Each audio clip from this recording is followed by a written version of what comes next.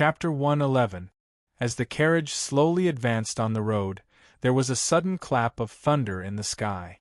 Dark clouds gathered and the sky darkened. The next moment, rain began to fall.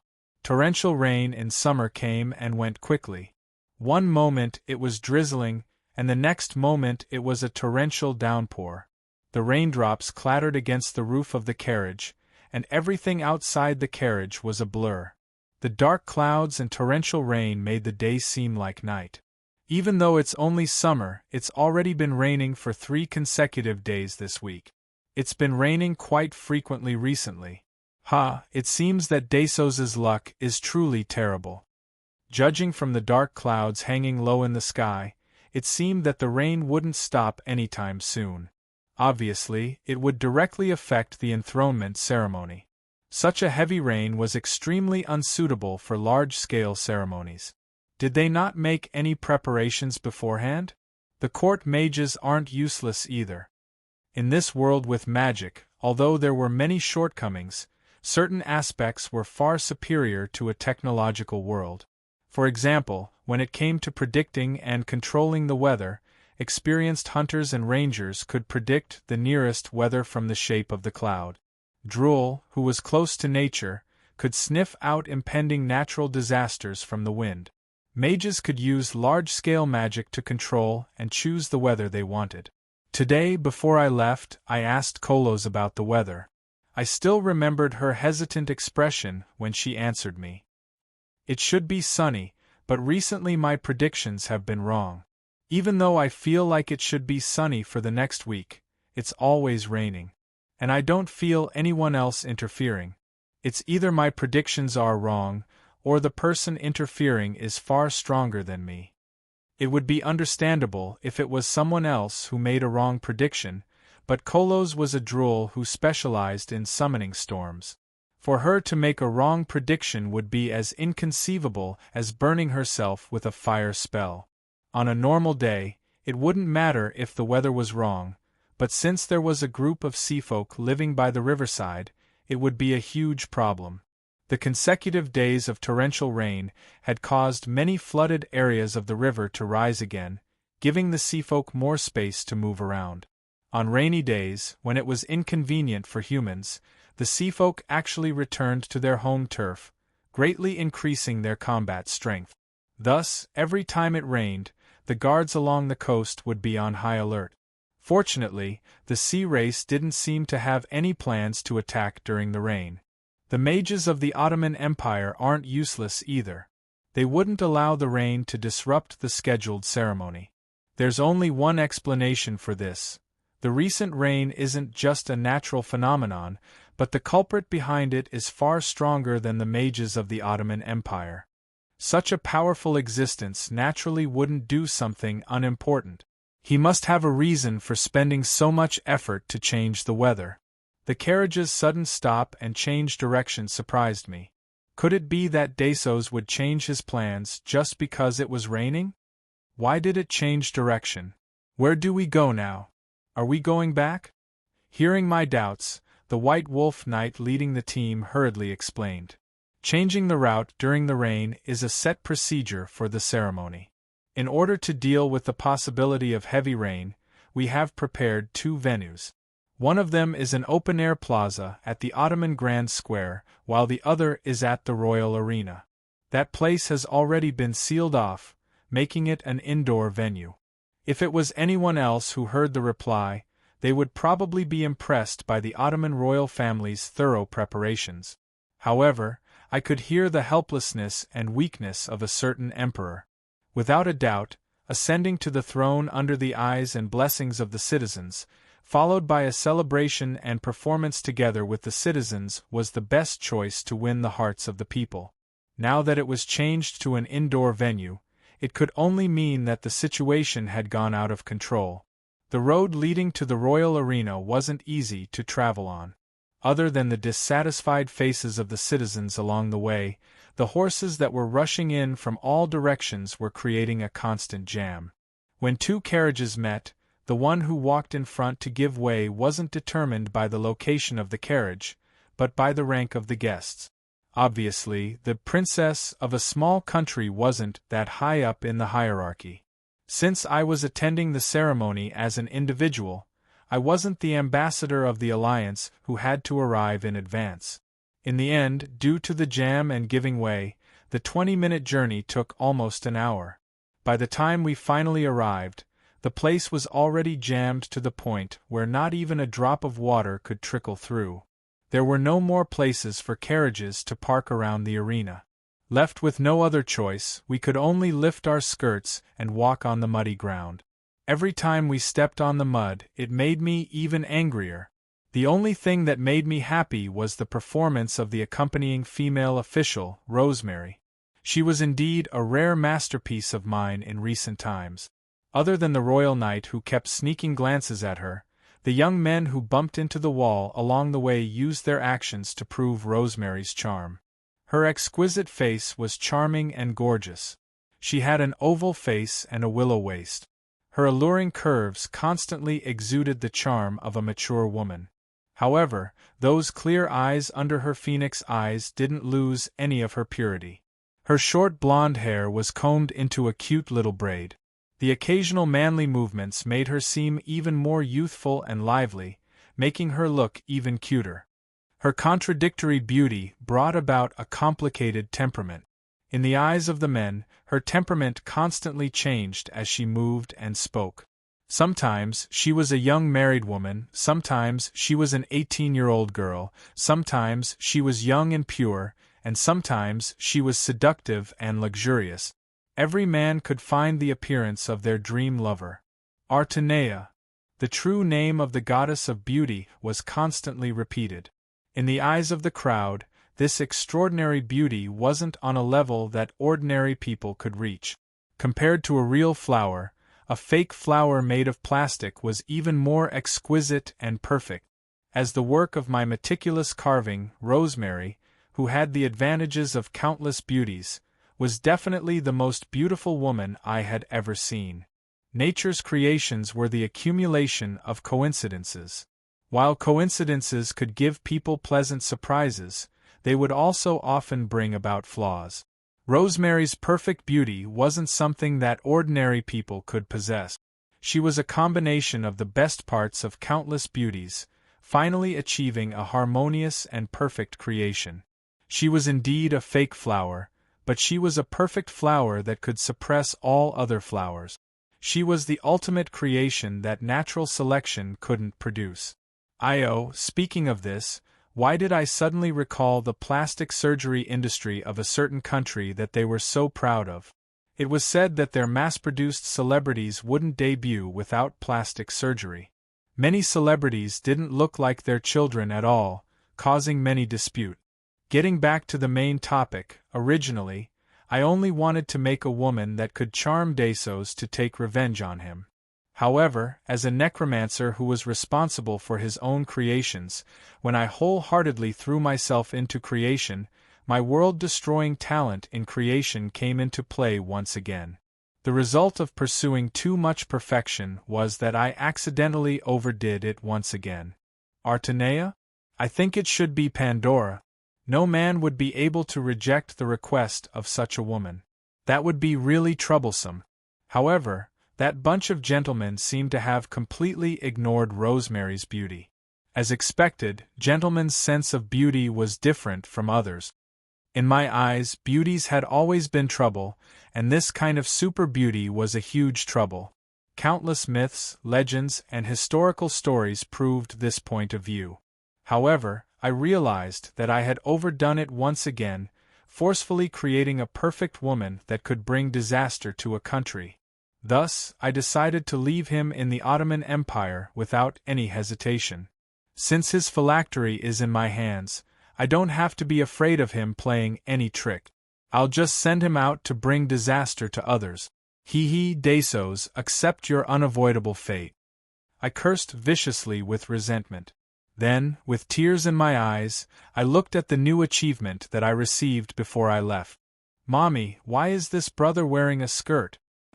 Don't look. Hurry up and leave. When the system notification popped up this time, That simulated child's voice almost scared me to the point that my heart nearly stopped. I thought that I had really been exposed. Ding. Congratulations on appearing in public while wearing female clothing for the third time. You have received the hidden achievement, Man in a Skirt. You have been given the honorary title, Head of the Men's Club. After equipping this title, all creatures that look like females, including traps, tomboys, transvestites, and other creatures of unknown gender, will have their friendliness towards you greatly increase. Their wariness towards you will also be lowered, and the possibility of love will be greatly reduced. This title is automatically bound to the King of Gentlemen title, and it will be activated at the same time. He isn't bad. I feel that I can tell him anything, and he is really suitable as a sister and a close friend. However, as a love partner, it feels a little weird. I probably don't see him as a man. System notice. I didn't expect you to discover such a hidden achievement. As expected of the great King of Gentlemen. Repeat after me, it isn't wrong to wear female clothing, but it is wrong to not be beautiful enough when wearing female clothing. I am the great king of female clothing, Lord St. Roland. Oh yeah. Actually, I'm already numb to gentlemanly things to the point that I'm a little indifferent to them. However, that the possibility of love being born is greatly reduced is an actual curse of misfortune. It makes this former veteran member who has died, a super long-distance relationship where having a girlfriend is equivalent to not having a girlfriend, feel the urge to squat in a corner and draw circles. Ding. Let me add one more thing. Abnormal people, gentlemen, will ignore this side effect. So, enjoy the sincere feelings between gentlemen to your heart's content. Right, if you don't want to be dismembered, and for the sake of world peace, please be careful not to be caught in the act of adultery by the demon queen who is getting sicker and sicker. Unrelated to world peace? Who knows, she might descend in her true form in a fit of rage. If that happens, there will definitely be a god war, and a world war will break out. You still dare to say that your love life has nothing to do with world peace? Lord Yongya? Rosemary's soft question jolts me out of my reverie. Even though the royal attendant beside me is staring at me in a daze for a long time, he still maintains his smile and etiquette. Lord, His Majesty invites you to the VIP lounge for a discussion. What was meant to come still came. I don't think that Desos invited me here just to observe the ceremony. Under the attendant's guidance, I soon arrived at the VIP lounge. Today's main character, who is adorned with countless decorations and looks like a Christmas tree, His Majesty, Emperor Desos I of the Ottoman Empire. This is Rosemary, my maid. My malicious introduction, Rosemary's flirtatious gesture of lifting her skirt and her perfect smile, didn't receive the response he deserved. After perfunctorily nodding his head, that bastard still glared at me. You are still as beautiful as ever. I trust that you have been well since we last met. I miss you so much. All right then, that one sentence caused me to have the urge to draw my sword and kill him. From a certain standpoint, this is another type of ability. To be honest, my current appearance is exactly the same as René's. The young René is obviously late in puberty, which is why there is room for me, who has reverted back to my boyish stage, to impersonate her. With such an appearance and an aircraft-like body that doesn't have any curves to speak of, it would be a stretch to say that she is cute. But to say that she is beautiful is either a lie to make people happy, or the person who said it is truly blind. This bastard can't be a Galilecan, right? Behind me, Rosemary immediately bursts into laughter upon hearing my nephew's praise. Although she hurriedly covers her mouth, it's probably too late. A maid being so rude is the equivalent of His Majesty the Emperor being laughed at. Desos, who has been quite angry recently, instinctively reaches for his sword. But when he sees me blocking in front of the maid and frowning in dissatisfaction, he hurriedly adds, I'm talking about this aura of a conqueror, not your figure. Actually, your figure is quite good, considering your age. Daso's voice gets softer and softer as he uses his actions to hide what he meant by death.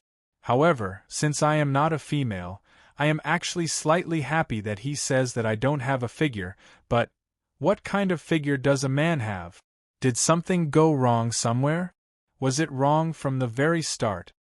I can only keep my angry roar in my heart. After a while, I suppressed my anger and asked, "Why are you looking for me? You should be very busy right now, so just say it."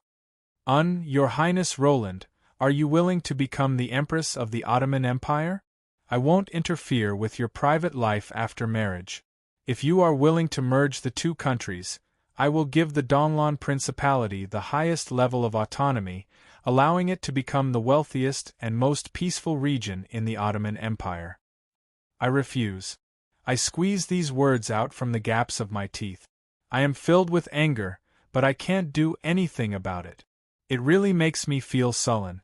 I am seriously considering if I should find a priest of the god of fate to change my luck, even if there is an 80% chance that they are using the name of the god of fate to scam money. I know that you are worried that the Ottoman Empire will take this opportunity to swallow up the Donglan Principality. How about this? You can temporarily entrust the royal power to someone trustworthy, and wait for our second child to be born. Enough. There is a limit to my patience, so stop insulting me. My angry roar caused Dasos to swallow back the rest of his words. Looking at my angry face, he finally shakes his head and asks for help. Hermit, it is as you said, I can't convince her at all. Then you go. I already said, your way of coaxing a little girl is fine, but it is meaningless to a true ruler. Your Highness, since you can't convince me, let's get straight to the point and talk about a deal. Hermit understands my temperament very well, so he didn't waste any words and directly brought up the deal and conditions. It turns out that due to the changes in the situation and the signing of the secret contract, the Ottoman royal family has changed their original goal. That marriage proposal wasn't as simple as it seemed. In their eyes, this wasn't a method to swallow up the Donglan Principality, but a kind of bribe, a bribe aimed at the princess. As long as you are willing to become the Ottoman Empress, you will become the second most powerful person after His Majesty the Emperor. You can touch the women in the harem as you please, as long as you have 2 children of the Ottoman royal bloodline. Dasos himself isn't a person who likes women, so you don't have to worry about him using force. Rather than saying that you are husband and wife, you are more like collaborators. Children? I was so angry that I started laughing, but the other party took it as a sign of loosening up and increased his persuasion. Military power, wealth, beauties, land, as long as you want it, we will be able to satisfy you. Why do you need to focus on some small border country? Agree to this condition, and the entire Ottoman Principality will be yours. Our future is the entire world. As long as you help us, we will conquer everything. Why me? What ability does a princess from the countryside have? At this point, I was so angry that I started laughing. This time, the one who replied was Dasos himself. Don't belittle yourself. Who would dare to look down on the twin stars of the Mist bloodline? Besides, just the talent of the tyrant and the bloodline of the angel that can unlock the Scarlet Conqueror to the final stage is worth us betting on. What does a Donglan amount to? This continent is so vast, waiting for us to discover and conquer it. Furthermore, don't say that I am a little unreliable, but my instincts tell me that if we want to conquer this continent, you are absolutely indispensable. Your true potential and abilities are definitely not as much as what you have shown. Alright, these are all excuses, reasons to convince myself. I have taken a liking to you, and I feel that you are the most suitable empress for me. Marry me. Together, with the entire Ottoman Empire as our foundation, we will conquer the entire world and bring an order that belongs to us to Aichi. Without a doubt, this is a kind of bribe. If the one staying here was really the princess of a small country, rather than returning to her impoverished country and fighting for the fate of her country in the land of ice, becoming the empress of a large country is undoubtedly a much better choice. Furthermore, if the one he is trying to convince is a 14-year-old girl, the chances of success are even higher. However, he was wrong from the start. This is definitely not on my list of choices. Lord, can I laugh? I really can't take it anymore. Rosemary, who is disguised as a maid, has a calm expression on her face, but from my phylactery, she is trying to stifle her laughter. Hold it in. Should I say that as expected of the legendary king of winter wolves? This bizarre intuition of his really saw through part of my disguise. However, the problem is that he was ridiculously wrong from the start. I still refuse. If I want something, I will take it myself. I don't even want to consider this foolish marriage alliance. Furthermore, your marriage proposal today is a mistake. In the future, you might regret it. I, Desos, will never regret it. All right, this time, it is my turn to try my best to stifle my laughter. The last time, the one who said, "never regret it," was the old Lion King. However, his ending wasn't good. I reckon that he probably regretted it in the end. As for Desos, no matter how I look at it, it is a tragedy. Thinking about this, my mood suddenly becomes better and I smile playfully. Humph, I look forward to that day. Who knows, 10 years after the secret agreement expires, there might be a day where we fight. Darsos finally knew that his bribe plan and proposal had completely failed. After letting out a sigh, he pretended to be relaxed and shrugged. Just as he was about to say something, the door of the VIP room was opened. Who is it? Didn't I say that no one is allowed to enter? The angry roar of the Emperor causes the person who enters to tremble. However, recalling the intelligence that he just received, the royal attendant hurries to the Emperor's ear and whispers something to him. Even though he is whispering, my ears have always been sharp since I am not too far away from him. The flood suddenly rose again. The seafolk have come ashore and the defensive line along the river has been breached. Lord Basra and the 9-headed dragon have suddenly started fighting. Before the ceremony even started, the situation in Kajisi City, the capital of the Ottoman Empire, has gone out of control. The war has already broken out. Chapter 112, AD 1897, the summer of the Year of the Griffin, was destined to be remembered by many. No matter if it was the start of the Eternal Holy War, the start of the Seafolk's rise to the stage of history, or the birth of the City of Rain, Falohi, it was remembered by the later generations. After all, there were too many major events that happened in this year. From the start, everyone, including me, underestimated the Seafolk, and even more so, underestimated the Lady Storm and the water elemental god behind them. The most important thing to make an accurate judgment was to obtain comprehensive and accurate information. However, the people on the surface had too little understanding of the Seafolk. At the start of the Seafolk's invasion, even the most brilliant strategist could only make a conservative judgment based on past experience and history. It should only be a small-scale war.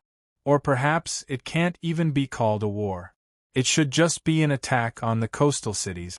After all, they can't even go ashore, nor can they occupy our land. Could it be that killing all the creatures on the surface would be considered a victory? This kind of war is meaningless.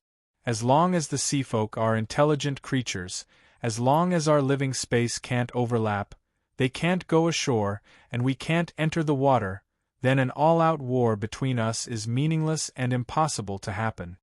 Wars between countries and races are usually for the sake of benefit. No matter if it's a fight for living space, land and resources, or just for the grudges of the leaders, the hearts of the people, or the long-cherished wishes of the military, war can break out. However, if the war is destined to not have enough benefits, or if the cost is obviously greater than the return, then the possibility of such a meaningless war breaking out is so low that it can be ignored. The Seafolk can't stay on the surface for long. They are just cannon fodder forced to go ashore by the evil god Lady Storm. As long as the war drags on, they will retreat sooner or later. In this world, even the decisions of the gods can't be absolute. The gods are high above and accept the beliefs of the various races. They also protect their believers according to their divine domain and divine concept. However, if they force everyone to throw themselves into a war where they are 100% certain to die but are destined to get nothing out of it, then perhaps it would be good if they just disobeyed the gods on the surface. It's even possible for them to abandon the gods' beliefs and find a new god. After all, this was not an absolute world completely ruled by a monotheistic religion. Many gods were originally mortals, and the distance between gods and mortals was not that far. Gods needed the faith and support of mortals, and the weak mortal races also needed the protection of gods. This was also the main reason why the Ottoman Empire would make such a passive and delaying decision. Even the royal strategists patted their chests and used their lives to guarantee that the Seafolk's attack was strong on the outside but weak on the inside.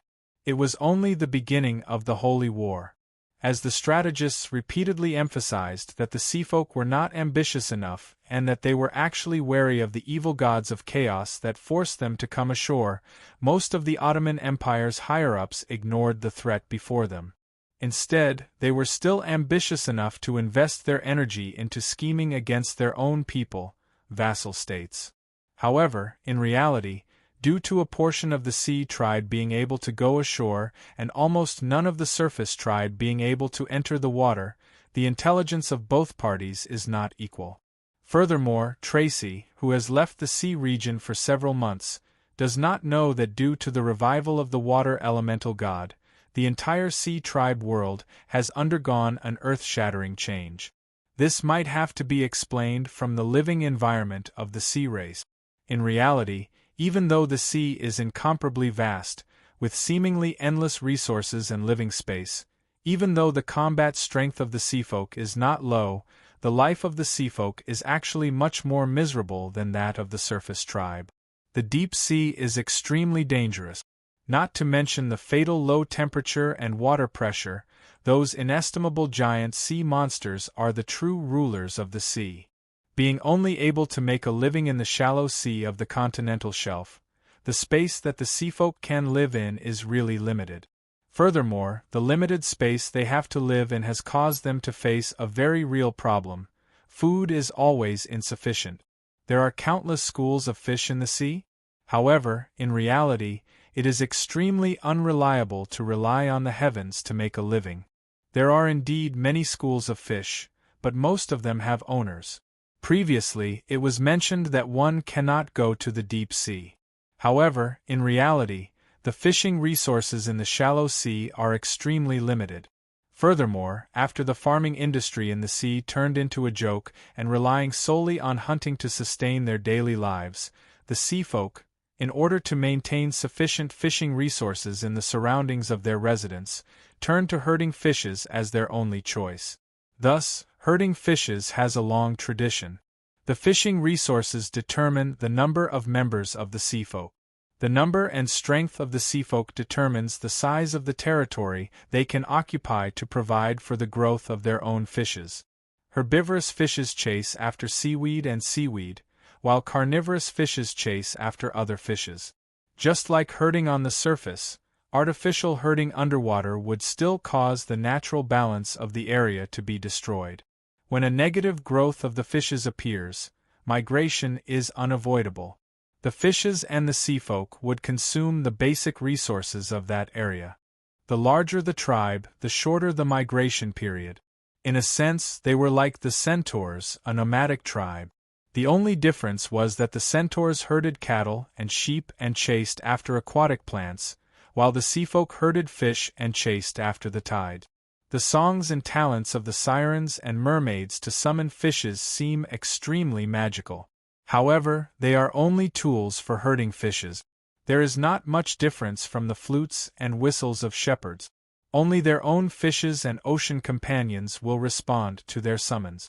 Herding fishes sounds fantastical and beautiful. However, in reality, it is a hard job. Chasing the tides and seaweed requires a lot of experience.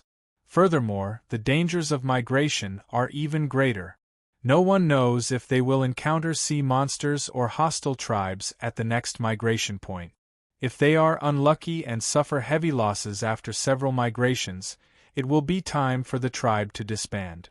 On the other hand, the nomadic tribes are naturally aggressive, causing many tribes to work as mercenaries or even bandits themselves. However, on the other hand, the nomadic way of survival is destined to prevent the birth of a relatively centralized feudal country. This is because once the number of people in a tribe reaches a certain level, in order to fight for living space and limited resources, the tribe will definitely disband. If there is no capital, there is no limit to the size of the territory. How can a feudal country based on land enfeoffment be born? The few large and medium-sized gathering points in the shallow sea that are rich in resources all have a limit on the number of resident tribes. Every once in a while they have to rotate.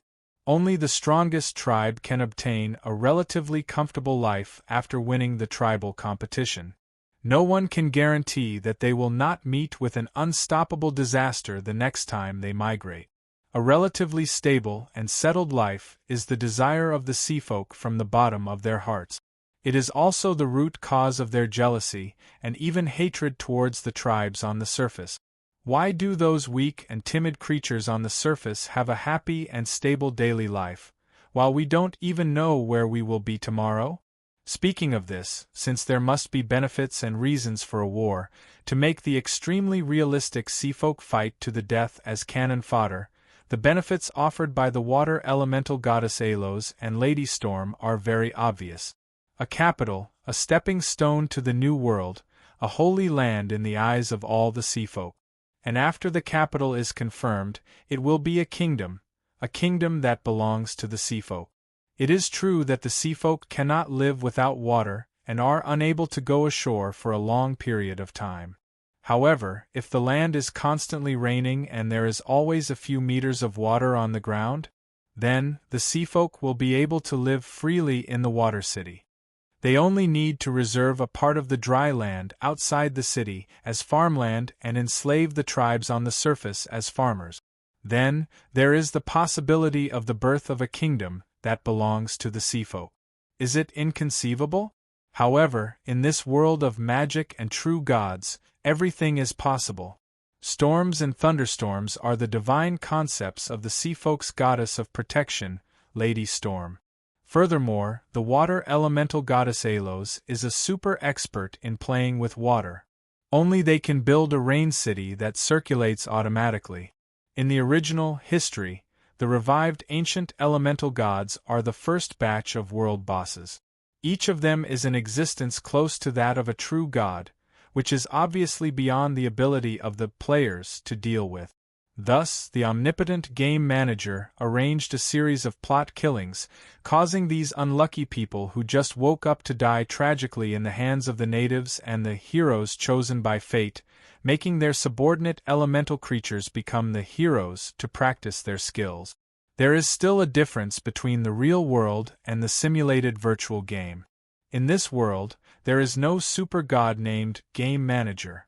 If those noobs who are only a few or 10 levels really meet the weak ancient elemental gods that just revived, they might not be able to kill the god to prove their Tao, but rather they will have to offer their bodies and souls as tonic.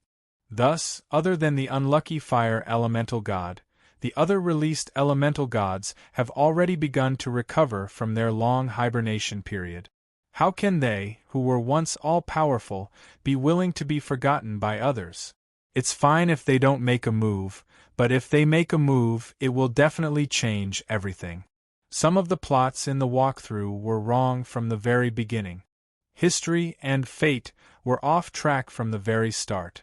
Before the huge benefits of completely changing the fates of themselves and their descendants, the seafolk's attack is no longer a small skirmish like in the history. It is an all-out war, a war of annihilation and invasion.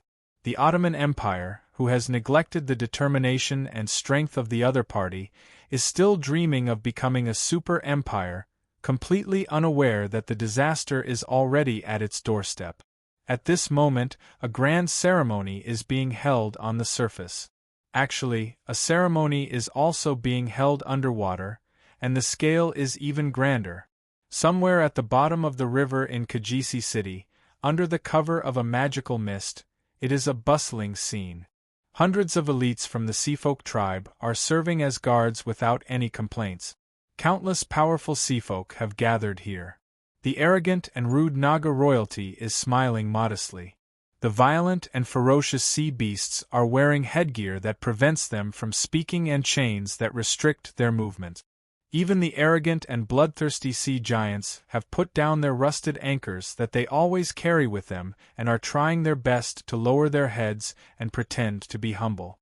Only an even more powerful and supreme existence can make these powerful beings lower their heads. On top of a huge altar carved from colorful coral, there are two thrones, one big and one small, carved with fine jade.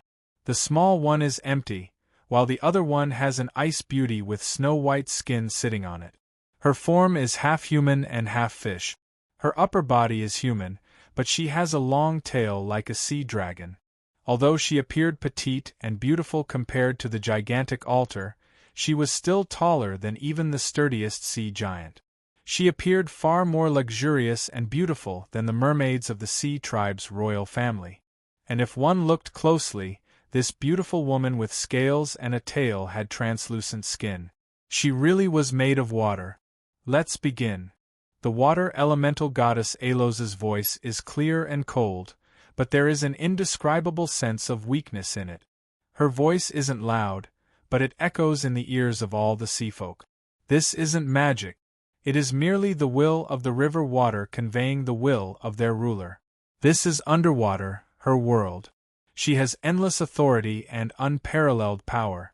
As Alos' will is conveyed, the ceremony officially begins. With a tap of Alos's white jade-like finger, a door to the void opens. On the other side is the water elemental plane. That is the home of Alos, as well as her kingdom. Countless water elementals rush out. The moment they step onto the altar, they shake and transform into pure water. The coral altar, which is nourished by the water, starts glowing. Middle-sized water elementals, water elemental warlords, water elemental elders, ancient water elementals. One powerful existence after another voluntarily turns into offerings. Elemental creatures never fear death. To them, death is only a way to return to their own world. On the other side, the black-robed seafolk walked up the altar one by one. They were the priests of the Queen of the Storms, and they were able to summon storms and raise waves to engulf ships. They had always had a high status and prestige in the various tribes. At this moment, despite their high status, they are only doing the same thing, walking up the altar, picking up a ritual dagger, stabbing it into their own hearts, and falling down in satisfaction. As these respected storm priests fall down one by one, there is already a shadow on the empty throne. She is only the size of a normal person and is far from being as tall as Alos. However, any seafolk who sees her will definitely tremble and lower their proud heads.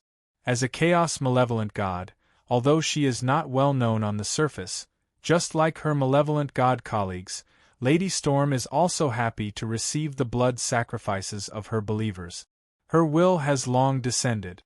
Your souls shall enter my God's realm. Your deeds shall be sung by the future generations. The god's clone speaks in a praising tone, causing more black-robed priests to quickly walk up the altar to fight for the chance to sacrifice themselves before the true God. As the sacrifices fall down one by one, the shadow of Lady Storm becomes more and more real. Following the descent of the true God's clone, a powerful storm and thunder appear in the sky above the river. Similar to Alos, the green-skinned Queen of Storms also had the traits of the sea tribe in terms of appearance and physique. When she slowly materialized, the impatient goddess of storms couldn't wait to start the calamity of the surface creatures. Kajisi City? From now on, only the capital of the seafolk, the city of rain, Felohi. My people, use your own hands to seize the kingdom of your dreams.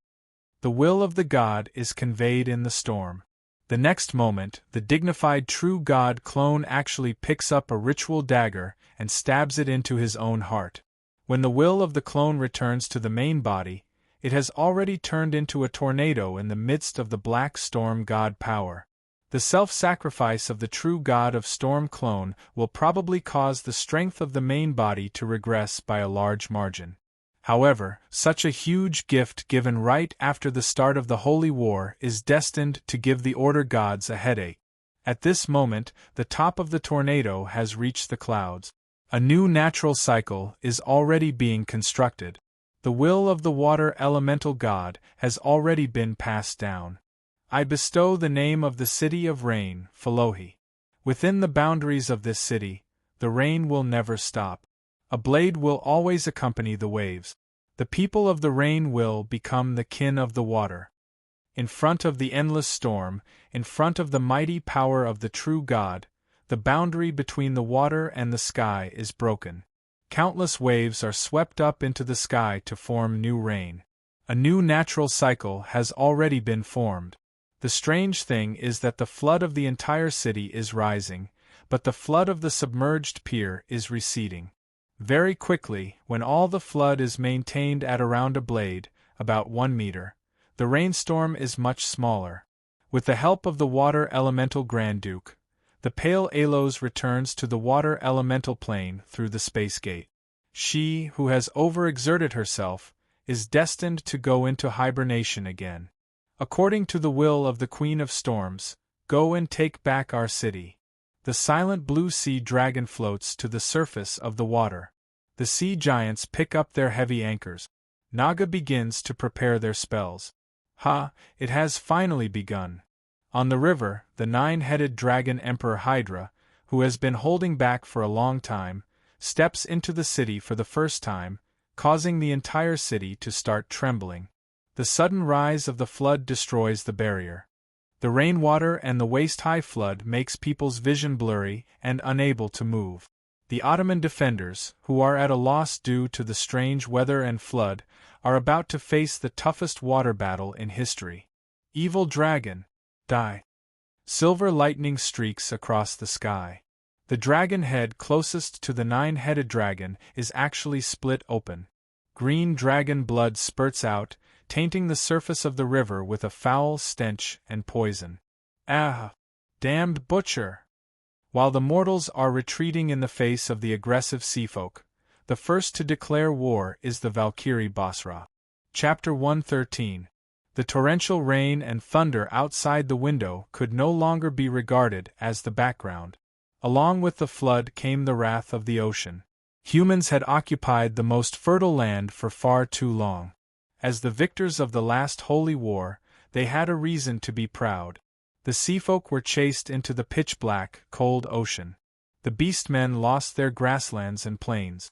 The undead hid in the swamps and deserts. Even the kingdom of the elves, which was also the law of order, could only shut up its citizens and live in peace in a corner of the world when faced with the overbearing human kingdom. The losers of the previous holy war and their god of protection had suffered in agony for more than 1,700 years. The long-lived ones who were fortunate enough to survive could still remember how their families and homes were destroyed in the war. They hated and feared war, but also longed for war. They hated the destructive war that took everything away, but they also hoped to return to the homeland that their ancestors had lost. They wanted to vent their hatred and anger in a war of vengeance and reclaim everything that they had lost. The short-lived humans had long since viewed themselves as the core of the world, the beloved of Aichi, the king of all living things. The origin of the beastmen, the holy land of Byanluya, the great plains of Byanluya, the fertile black soil of today is said to be able to grow seedlings even if rice is sown, but it is one of the less important parts of the endless territory of the San Antonio Empire. The original owners of the beastmen were either killing each other in the underground world or searching for food in the wastelands. Back when the sea tribe was still just an aquatic tribe, they could be found in rivers, lakes, and seas. But now, if the sea tribe appeared in the inland lakes, it was likely that armies would immediately come to annihilate them, and adventurers would come to claim their rewards. The kingdom of the elves, which was supposed to be an ally of the elves, would always be able to find their own kind in the slave market. The border conflicts between the elves and the human kingdoms had never stopped. The once brave knight class had now become the lord knight class. Humans' overly comfortable and relaxed lives compared to other species had given rise to an inexplicable arrogance and pride. As short-lived species, their short-sightedness and forgetfulness made them forget the glory and struggle of their ancestors. They felt that they were the spirit of all creatures, and that all other lives should be their subordinates. Orcs? Weren't they just a bunch of barbarians who couldn't even speak clearly? In the face of our new technology and war machines, these barbarians are nothing. Elves? They're just a bunch of stupid antiques. If there really is a holy war, just 2 of our human superkingdoms would be enough to sweep through all 4 sides. Perhaps we'll become the easiest holy war's victors. The victors of the last holy war were proud of their strength and devoted themselves to scheming against their own kind. The losers, on the other hand, were suffering in agony, waiting patiently for a chance to make a comeback. The 2 sides had completely different battle preparation attitudes, causing the originally victorious order to unknowingly fall into an absolute disadvantage. In the northern wastelands, the earth elemental god and the beastmen came together. On a cold night, relying on bonfires to keep warm, the tribe leaders pointed at their dream homeland on the map and loudly roared and cried. The beastmen warriors swore a blood oath and prepared for the journey. On the barren island in the south, the black-winged people, who had already become a pirate species, regained the right to fly with the help of the wind elemental god. They activated the ancient floating island, picked up their divine spears, and began a new hunting season. If it wasn't for the fire elemental god that Eliza had eaten as a tonic, the 4 ancient elemental gods would have all been mobilized. The elemental tide would rise wildly throughout the entire plane. Magic, abilities, divine arts, and other supernatural abilities would become much easier to learn. As the origin of elemental magic, the 4 main elemental magic would have an exponential increase in power. At the same time, it would become easier and more frequent to receive visitors from other planes. The elemental gods would become a permanent resident of the main plane. The Chaos Faction's demon army had already begun the latest round of bloody elimination competition. The new army leader would obtain the opportunity to bring demons to harvest the souls of the surface. Perhaps this was only the prelude to the eternal holy war. But if they couldn't even survive the prelude, it wouldn't be wrong to say that it was the final battle. As for the Order faction, other than the humans, the second main force should be the elves, who had already split into countless kingdoms, tribes, and tribes. However, more than 100 years ago, the kingdom of the elves had already begun to close off their countries.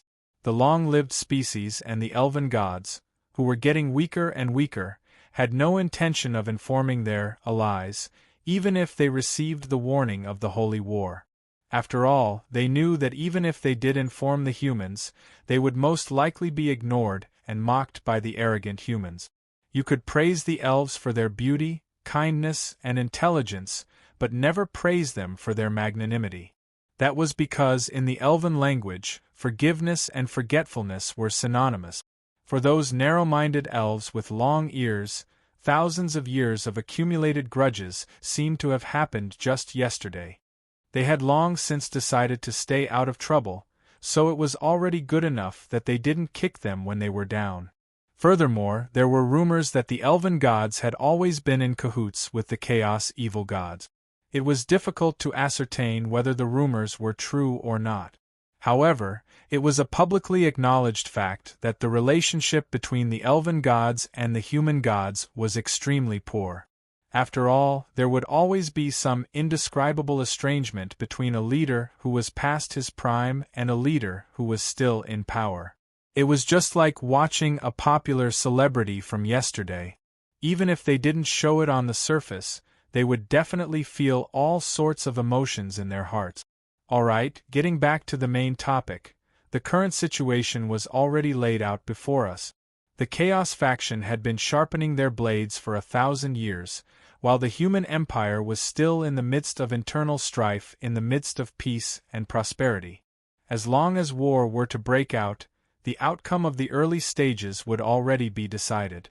Looking at the conclusion after that, I personally made the same mistake as the Celestial Tower. They relied too much on prophecy magic, while I relied too much on the so-called historical prophecy. Even if that history was a simulation of reality and the earlier part of history was accurate, it didn't mean that the later part would be accurate as well. Other than the butterfly effect that I had on myself, just the fact that there were no other players in the real world meant that everything was destined to be different. In the real world, where there were no players blessed by the heavens, it was impossible for the 3 elemental gods to be killed by a random plot. The level of the elemental calamity had far exceeded my expectations. Perhaps, in the entire Holy War and the continent, this could only be considered as an appetizer. However, this war was destined to be even more tragic than the one in the history.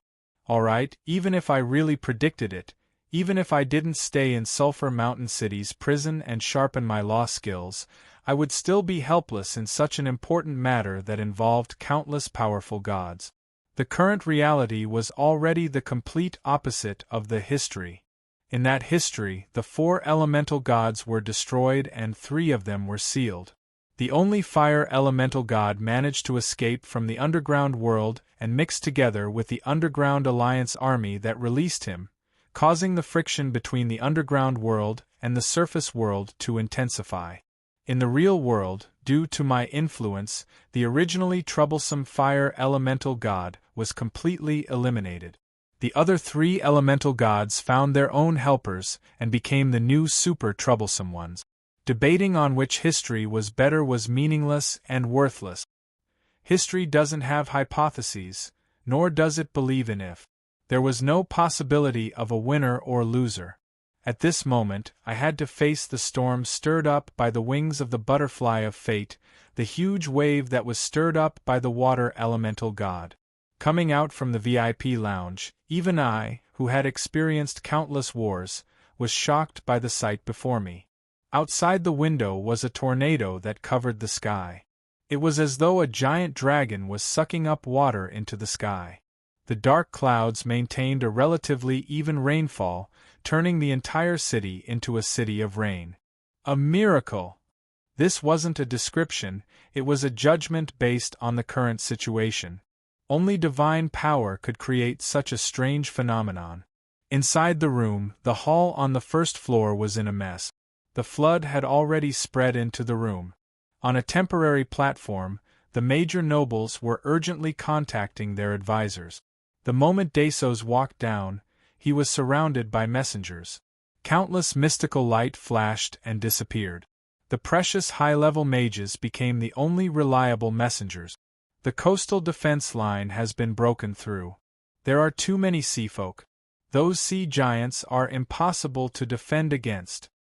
Court Archmage Anso died in battle. The court mages are beginning to retreat. The White Wolf Guards are being surrounded by the sea folk. It's impossible to break through. The road to support has been blocked by refugees. The private soldiers of the nobles are already killing people to clear the way. Bad news fell like snowflakes, but the most worrying thing was the images sent back by the mage eyes set up on every street.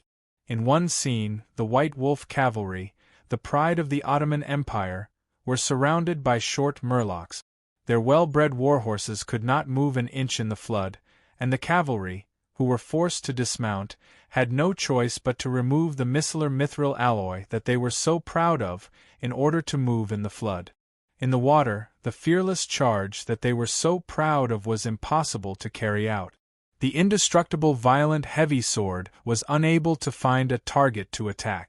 It was impossible to throw the explosive javelins in the heavy rain. The dripping White Wolf Guard was unable to catch up to the murlocs swimming in the water. Their heavy armor and weapons became their greatest burden.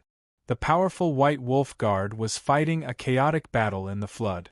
Their performance was even worse than a fisherman's.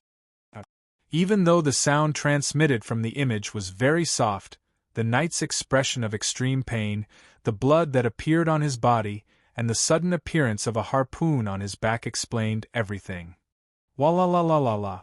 Merrily shrieking, the merman popped his head up from the water, but then he lowered his head and dove back into the water, searching for the next chance to attack. The short stature of the Murlocs, which was ridiculed by other races in the past, became the best weapon in this flood. The muddy river water made it impossible for the knight to discover the Murlocs underwater. On the other side, a sturdy knight was caught in a fishing net and dragged to the ground. Relying on his strong physique and heavy armor, he was entangled in the fishing net and couldn't get up at all. He tore the net with all his might, but he still couldn't open his eyes. In the end, he could only open his eyes wide and strangle his own neck.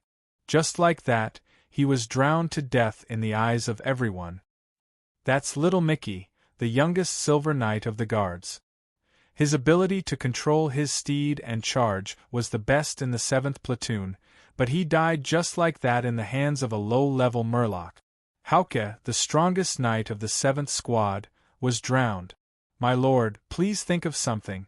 At the very least, we can't let everyone die such a worthless death. The angry roar of the White Wolf Knight in the hall made everyone feel inexplicably sad. One of the virtues of a knight was to not fear sacrifice, but at the same time, there was also a rule that said sacrifice must be worthwhile. If one died while charging towards a giant dragon, it would naturally be a kind of honor. However, if one died in the hands of a weak Murloc that they looked down on in the past, it would be an insult to a knight. If the powerful White Wolf Guard was already so tragic, then the Ottoman people in the other scenes were even more tragic. A beautiful mermaid was jumping underwater. The pouring rain reminded her of the water curtain waterfall in her hometown. Thus, she caressed the magic shell between her golden hair and sang a song. The mermaid's singing voice was world-famous. The beautiful figure in the shell swimsuit was even more charming. However, the warriors present didn't have the mood to appreciate it. That was because, along with the Song of Tides, there was a deadly lurker. Ah! Piranhas! There are piranhas under the water! The warrior who screamed in pain immediately fell to the ground. After a few seconds, white bones filled with teeth marks floated to the surface of the blood. Jellyfish, poisonous jellyfish! Everyone, get out of the water! The almost transparent and colorless jellyfish in the water were impossible to detect. Even the strongest warrior would be paralyzed to death unknowingly after being touched by those poisonous tentacles that were filled with deadly venom. Ah! Swordfish! This warrior was lucky.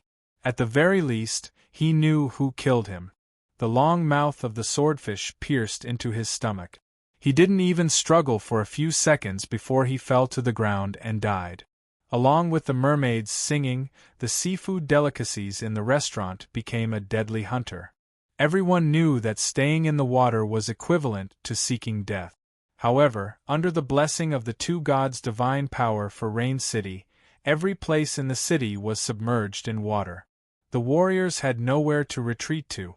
Although there were people who abandoned everything and climbed onto the roofs, judging from the fins of the sharks underwater, it was the same as being trapped in a dangerous place where they couldn't move. What awaited them was still the end of the world. A large number of seafolk entered the city. If the battle between the middle and low-level warriors caused people to sigh helplessly, then the battle between the high-level warriors caused people to despair. Exploding flames come. A battle mage who specialized in fire summoned the flames he was most proficient in despair. However, before the flames could take shape, a young Naga clapped her hands together and extinguished the flames. As the incarnation of a water snake spirit, every Naga more or less knew some water magic. Perhaps on land, she would only be able to quench thirst.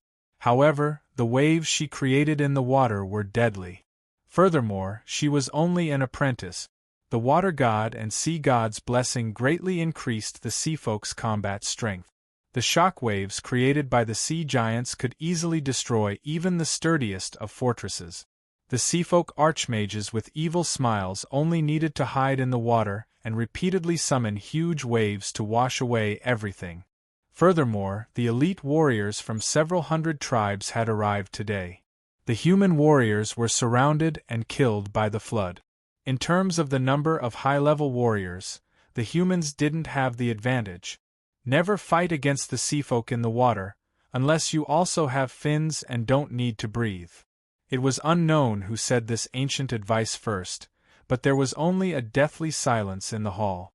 What followed after was the faint sound of sobbing. That's right, no one could defeat the seafolk in the water. Just like how I almost died in the fishing nets of a group of fishmen a few days ago. The combat strength of the seafolk in the water was immeasurable. This was also the reason why the two gods went to rest after completing the blessing of Rain City. They believed that there was no need for them to interfere anymore. The development of the situation proved their judgment right. From the moment this city became the home ground of the seafolk, the outcome of the battle was already decided. The Ottoman Empire was destined to lose its most luxurious city, the Pearl City. No one expected that on this joyous day for the Ottoman Empire, the powerful empire would meet with such a calamity. Everyone turned their gazes to Dasos, waiting for his decision. A city wasn't everything to an empire. A vast territory could still form new armies. As long as the people were alive, there would still be hope. The day of vengeance would eventually arrive. Meaningless sacrifices were meaningless. Everyone could see and think about what needed to be done right now. However, the cruel decision would be carried out by the emperor who ascended to the throne today. Abandon the defensive line. Those who can walk, retreat. Leave the city. Shouting these words through gritted teeth, Dasos seemed to have aged 10 years. No! My parents are still at home. Your Majesty, please save them. The cry of alarm from the nobles was only the beginning. My boys are still resisting. How can we give up? This is the most despicable betrayal. The old general roared at the king. His soldiers were dying tragically one by one. Once the retreat began, all of them would become cannon fodder. There was no possibility of survival. Kajisi is the capital. If we lose the capital, what face do we have left to stand on the Achi continent? We will become the laughingstock of the entire world. The old marquis smiled bitterly. What he said was indeed the truth. The only ones who were smiling in the hall were the small countries that were forced to be subordinate. Even though the envoys were worried about their own safety, they still looked happy. For real diplomats, even if they died, as long as they didn't sign on the humiliating treaty and their descendants wouldn't be shamed for 100 years, it was worth it even if they died on the spot. I said, give up. The scarlet demon's sword emitted a blood-like brilliance. The king who held the sword stabbed it into the ground. Stay in this city and wait for death? Stupid. So what if we lose the White Wolf Guards? We can just rebuild the White Lion Guards and White Tiger Guards. So what if we lose the old capital? Our great Ottoman territory is vast. There are countless cities that are close to Kajisi. We can just choose again. We have indeed lost today. We will remember this hatred. Tomorrow, my army will take back everything. I said, retreat. Take away the important things and throw away the useless belongings. Take away all the national treasures. Technical information is prioritized. Children, women, and the elderly are prioritized. Special talents are prioritized. Young men with 4 limbs, pick up your weapons and stand with me. My knight and I will stay until the very last moment. After his anger reached its peak, the Winter Wolf King's tone became abnormally calm. However, his trembling whiskers showed that he was still in a state of rage. The Emperor's calmness and initiative to bring up the rear stabilized the situation at the critical moment. He didn't hesitate to cut his losses and no doubt avoided the most tragic ending. As for me, it was time for me to make a decision. I'm sorry. I didn't expect things to turn out like this. You can leave with the first batch of women. No, I should say, please leave with them. Green Wild Bay's Goblin Bank. If you complete the requirements of the contract, you can receive the key there. However, it will have to be at least a month later. I didn't answer the question and didn't speak a single word of truth. I was making the final preparations before leaving, so how could I tell the other party that the key was on me? Leave just like that? Impossible. Little René is currently following my request to invite talents from all over. Kolos is currently standing guard at the church, so they are definitely in danger. If I were to escape with the key, not only would my companions on the surface die, even those fellows in the underwater base would starve to death. You intend to save your companions? Stop joking. The entire city is filled with the sea folk. Even if it is you, fighting with the sea folk in the water is suicidal. A meaningless sacrifice is the shame of a knight. Suicidal? I don't think so. There was no point in saying anything more. I shook my head and walked down the hall. In a relatively spacious area, I took out my own space bag and searched for my old belongings. Yes, even if it was me, I had no chance of winning against the sea folk in the water. Furthermore, the duration of the War Angel transformation was extremely short. As long as I entered the water, it would be impossible for me to shake off the sea folk's pursuit. It was impossible for me to achieve my goal. However, as long as I had that item, it wasn't impossible. Naturally, I have no chance of winning in the water. However, it might be possible on the ice. I got it. After pouring out a pile of dried plums, marbles, handmade poker cards and other miscellaneous items, I finally found my target. It was a hand-carved short wooden sword. It was only the size of a hand and it was obviously a child's toy sword. The workmanship was rough and there were a few crooked words carved on the hilt of the sword. The words were distorted and childish, as though it was written by a child. Cavendish's sword. Roland is not allowed to steal it or play with it. Those words were really written by a child. That was the signature that Cavendish left for his precious wooden sword when he was still a child. When he was young, he was never willing to call me, who was only a few minutes older than him, older brother. Basically, he would just call me by my name. Caressing the marks on the sword, I felt as though I had returned to that warm and carefree childhood. In the midst of war, I saw that reckless and straightforward foolish younger brother. I shook my head. This wasn't the time to reminisce about the past. What I needed wasn't the wooden sword itself, but the soul that was sleeping within it. Irene Bela, I need your help. Chapter 114. The Royal Colosseum was built at a high point, but the ice-cold river water still flowed into the arena unnaturally, changing the natural phenomenon of water flowing to the bottom into water flowing to the bottom. This was almost a modification of the laws of nature. Only the highest controller of the water element could do such a thing. The situation was worsening with every passing moment. I didn't have much time to waste. Irene Bela, I need your help. I need your strength. The water had already reached my feet, but I was still patiently talking to the wooden sword.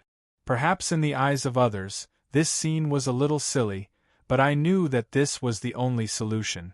Irene Bela wasn't the name of a person. Rather, it was a deeply wounded soul, a sleeping beauty who had been in a deep slumber for more than 300 years. My cry for help was clearly heard, but there was no response, like a stone sinking into the ocean. However, I knew that she had already woken up. It was just that she didn't want to respond to my call, or perhaps she didn't know how to respond to my call. Irene, short for Irene Bela, there isn't much time left. We have to sign a soul contract as soon as possible. Only with your help can I fight on the surface of the water. A weak voice finally sounded beside my ear. I'm already very tired. Soul creatures didn't have a natural physical body, so how could they have the concept of stamina and fatigue? However, I could understand it. The so-called love doesn't tire was probably the barrier erected by a wounded heart to prevent it from being hurt again. Yes, that's why you have been resting for more than 300 years. If you don't wake up to bask in the sun, you will probably dissipate. This wasn't a lie. For humans, excessive sadness and depression was an extremely dangerous mental illness. For soul creatures whose soul was their physical body, negative emotions were a fatal poison. Who knows, it might be a good thing for me to dissipate. You should know that I don't want to sign a contract with other night. That's why I didn't allow Renee and the others to disturb your rest. You should have other choices. Even if you haven't entered the silver rank yet, as long as you send out a contract invitation, those frigid maw wouldn't reject it. Yes, sleeping within the wooden sword was a frigid maw. It was the companion of an Aurora Knight in the past. And now I was trying to poach it to become my mount. What I want isn't a chain that restrains my growth, but a pair of wings that allows me to soar higher. Only you can become my wings and not a shackle that hinders my growth. There were many paths to the top, but to reach the top, one path was enough. The more power, the better. Too much power would lose its purity. I have already made a plan for my own growth. Ice, death, law, and holy light. The 4 main domains are enough for me to study for the rest of my life. The frigid nightmare can indeed increase my combat strength, but it isn't a necessity. Of course, becoming an Aurora Knight would greatly increase my combat strength, which was a good thing for the current me. However, the reason why I had never considered signing a contract with Frigid Maw was because Frigid Maw grew together with the Knight's soul. A mature Frigid Maw would have too many traces of the original Frigid Maw, which would instead restrict my growth. As a soul creature, the newly born Frigid Maw was blank. As the contract Knight grew, its master's memories and emotions would become nutrients for its growth. The master's desire to become stronger would become the driving force for its evolution.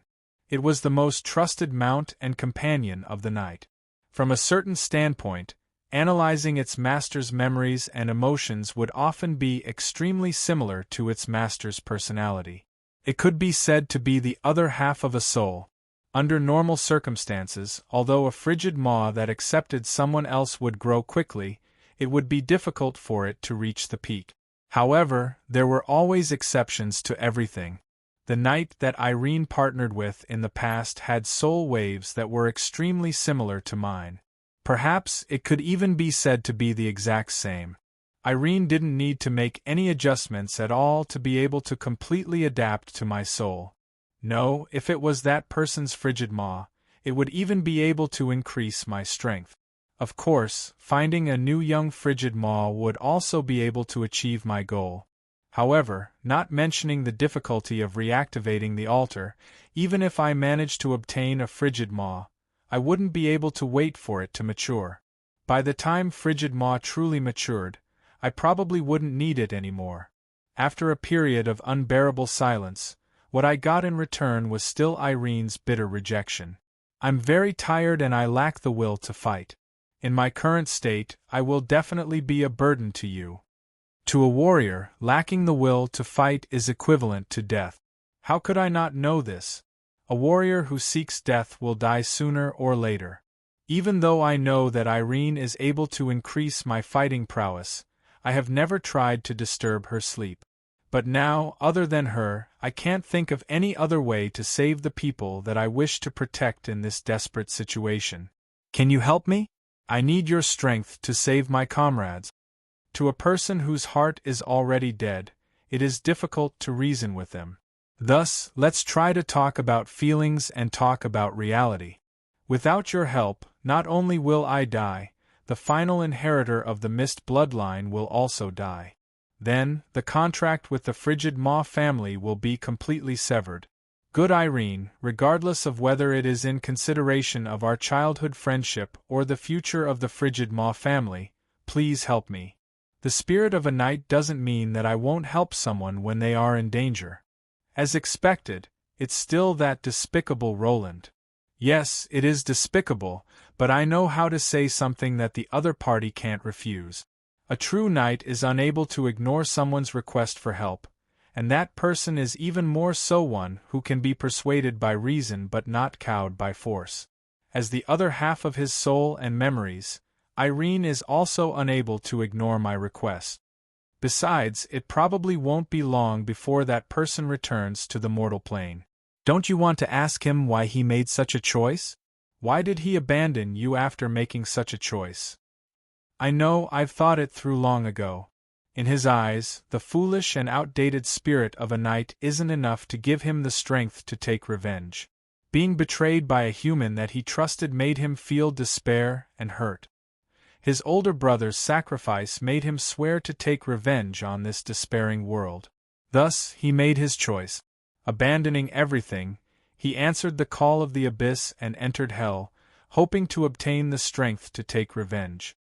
That idiot always goes to extremes, but don't you want to ask him directly? Ask him how he's doing right now. Did he get beaten up in the chaos abyss to the point of crying? Did he often miss home? Did he regret leaving you behind? Did he abandon you because he was afraid that his depravity would corrupt you? Despicable, despicable, despicable, despicable. Obviously, my last question hit Irene's weak spot. She was flustered and exasperated. The angry little girl doesn't have any technique for swearing at me. Her vocabulary is extremely poor, and she can only repeat despicable over and over again. This is probably the most vicious word in her memory. A little girl who is several hundred years old? It hasn't even been 10 years since Frigid Maw's egg hatched until it went into hibernation again. Even with all the shared memories and knowledge, she has less than 10 years of life experience. If she isn't a little girl, then what is she? However, I seem to have underestimated a little girl's resentment. Your Highness Roland, haven't you always been mocking the knight's virtues of protection and sacrifice? The spirit of mist that His Highness Cavendish believes in is even treated as a joke by you. Based on your personality, when faced with an impossible situation, shouldn't you rationally give up on those chess pieces to preserve your strength? Why did you choose the path of protection that you despise so much at this moment? Yes, Irene is Cavendish's Frigid Maw. This young soul was raised by Cavendish to have a wooden brain just like him. However, after a long hibernation, she, who is still stuck in time 300 years ago, still treats me as the young holy knight prince. Did I really think that way back then? But it really sounds like what I would say. There's no need to sigh helplessly. Since she asked such a question, I know that she is moved. Back then, I was indeed arrogant, but in the end, I still suffered a crushing defeat. Now that I'm back to square one, Cavendish is walking down my old path, so I intend to stop him. Irene Bela, come with me. I've hidden many things from you. After the contract, you can take a look at it yourself. If you're dissatisfied, you can cancel the contract. The white light that silently seeped out from the wooden sword is Irene's answer. From the moment I invited her, it was already decided. A pale, cold light surges around me. The ripples of two souls are approaching each other. The natural advantage of being a twin makes it so that Irene doesn't even need to change her wavelength to form a new contract. You must be joking. So many things actually happened back then. So many years, so many calamities, how did you survive? So much anger, despair, hatred, why haven't you gone mad yet? Greed, nothingness, slander, jealousy, pain. You've seen all the ugliness in the world, yet you have no hope for the future. Why? Why can you still be so optimistic? Why haven't you given up hope? My soul contract is now completely open. More than 300 years and 3 complete lives of memories. That can be said to be a legendary experience, causing the innocent Irene to be astonished. Meanwhile, her suppressed emotions and soul memories made her feel as if she had eaten the most nutritious delicacy in the world. She was growing at a furious pace. Perhaps, even if Pandora's box is opened, even if all calamities are released, there's still hope at the bottom of the box. And this time, I'm not alone. All right, don't look at me like that. I know that this sounds really artistic and Chinibu, but let's use Cavendish's words. You cheated, and I'm not convinced. Let's fight again. I don't believe that there won't be a day when I beat you up. That's what His Highness Cavendish said back then. Irene bursts into laughter. Obviously, she is thinking about how every time the two of them sparred in the past, even though Cavendish has the upper hand in terms of overall strength, this usually lazy older brother is always able to use schemes to obtain the final victory. That brat always likes to go to extremes. He won't turn back until he hits the wall, and he won't give up until he reaches the Yellow River. Yet, he just happens to be talented, strong, and lucky. Most likely, he will be able to smash through the wall, and it's not like he can't cross the Yellow River either. But, in the end, it always gets out of hand. This time, he really went too far. When he comes back, I'll give him a good beating, and let him know the prestige of an older brother. Prestige? Do you have such a thing? In the end, he always calls you by your name, the older brother who always snatches his little brother's toys and snacks? I'm letting him know the cruelty of the outside world. I've been cultivating his competitive spirit and fighting spirit since he was young. This is the love an older brother has for his younger brother. Please call me a good older brother with boundless love, a good older brother who is cold on the outside but warm on the inside. Keep on bragging. You're obviously jealous that the younger brother is more popular with women than the older brother. Roland, have you forgotten that after you sign a soul contract with me, I can see your past memories? Soul communication didn't require any time. As we chatted and laughed, Irene Bela quickly recovered after receiving sufficient nutrient. In just a few short seconds, her nightmare of ice began transforming into a cocoon of ice. And right now, in Desos's eyes, I only silently held the wooden sword for a few seconds before a large white cocoon appeared in front of me.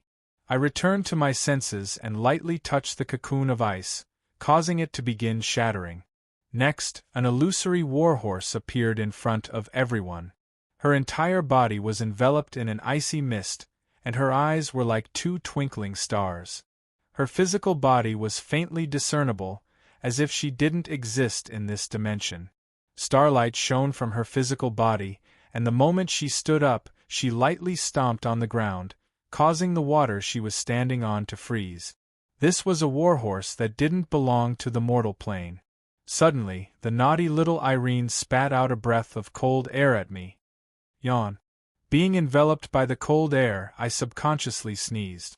Before I could even react, I was already covered in a layer of snow, turning into a snowman. I shook my head helplessly. With a slight shake of my hand, snowflakes fell into the water, forming a thin layer of ice.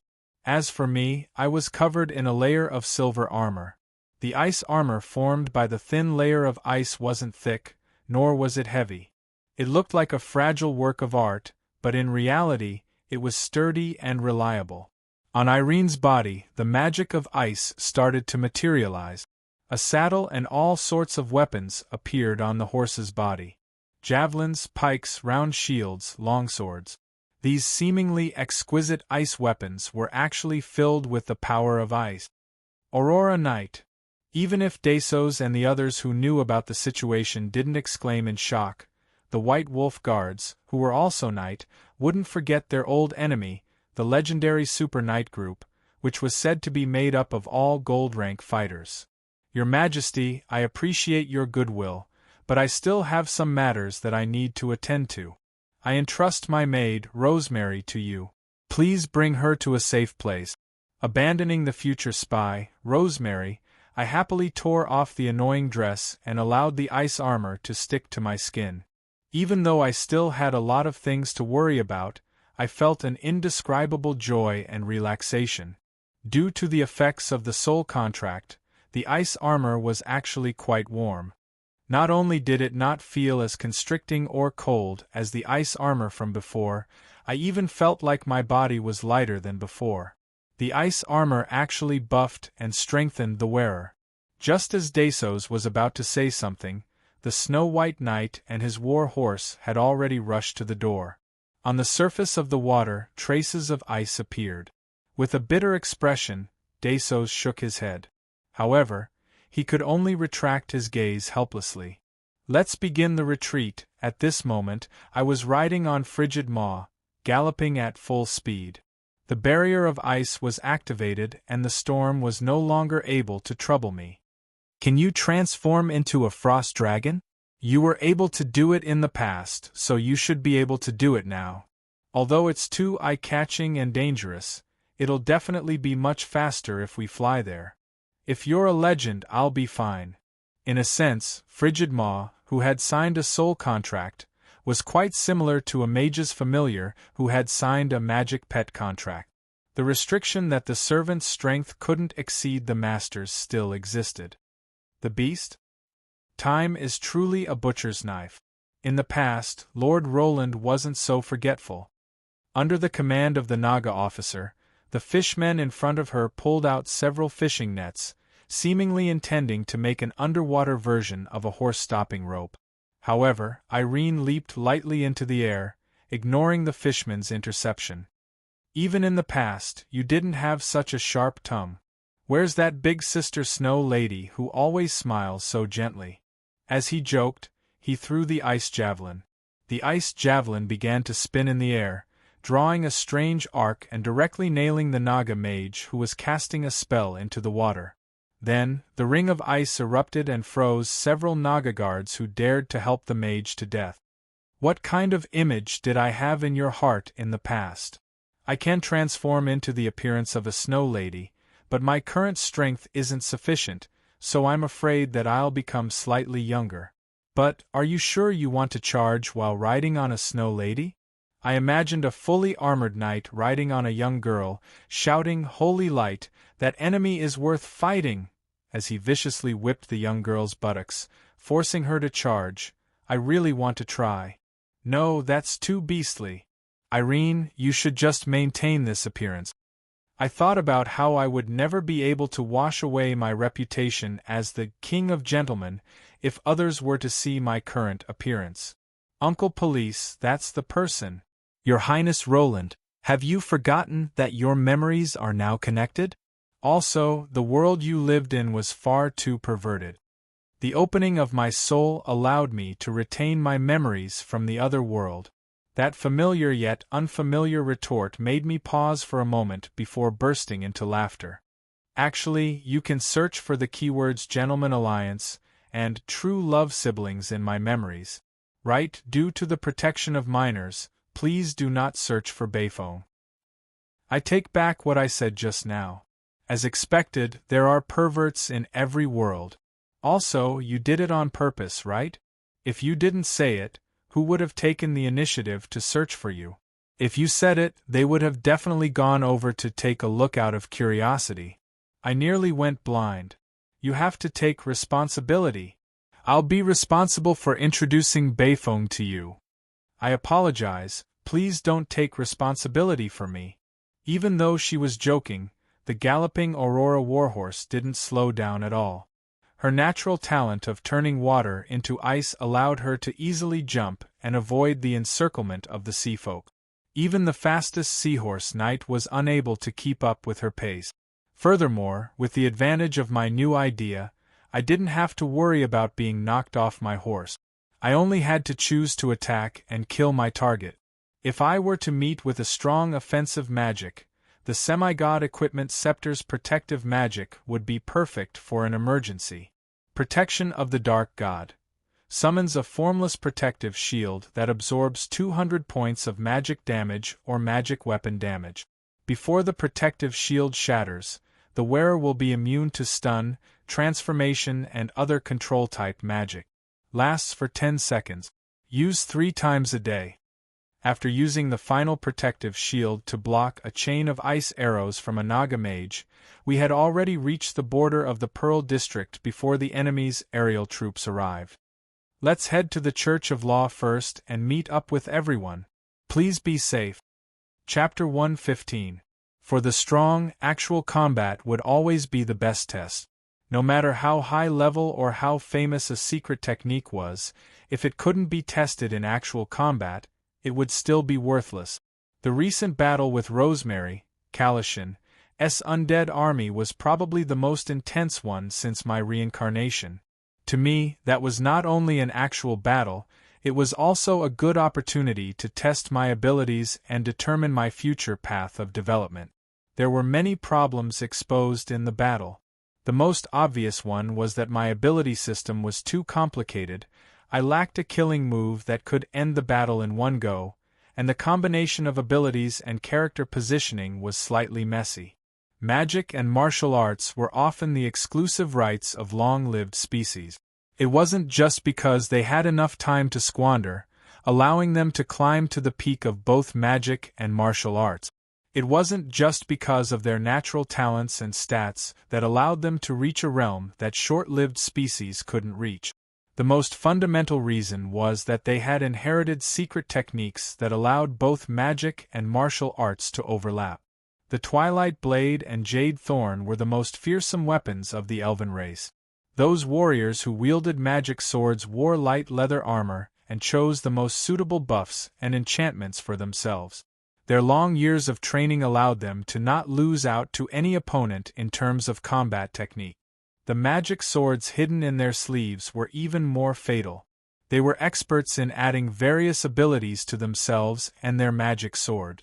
As long as one made preparations beforehand, the Twilight Blade, which seemed to have a wild fighting style but was actually cautious and intelligent, was a killing machine that could take on 100 enemies on the battlefield.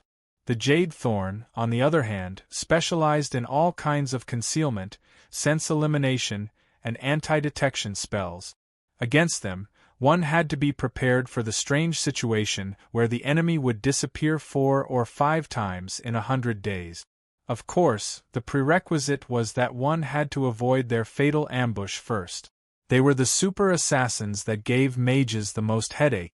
The Blood Tribe's tainted blood demon swordsmen, the dwarves' golden armored warriors, the demon hunters who were taboo existences, the black-winged people's cursed spear dancers, and the most commonly seen and infamous Death Knight, which made all living beings tremble in fear, could be considered as classic troops that had the advantages of both magic and martial arts.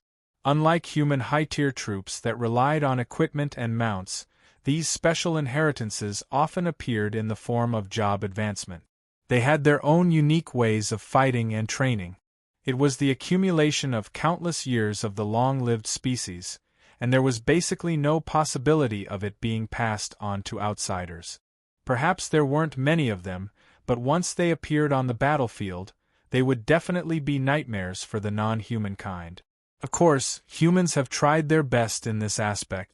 The Arcane Knight, the gold-rank Mage Knight, was created in this way. However, the Arcane Knight is a notoriously weak job class.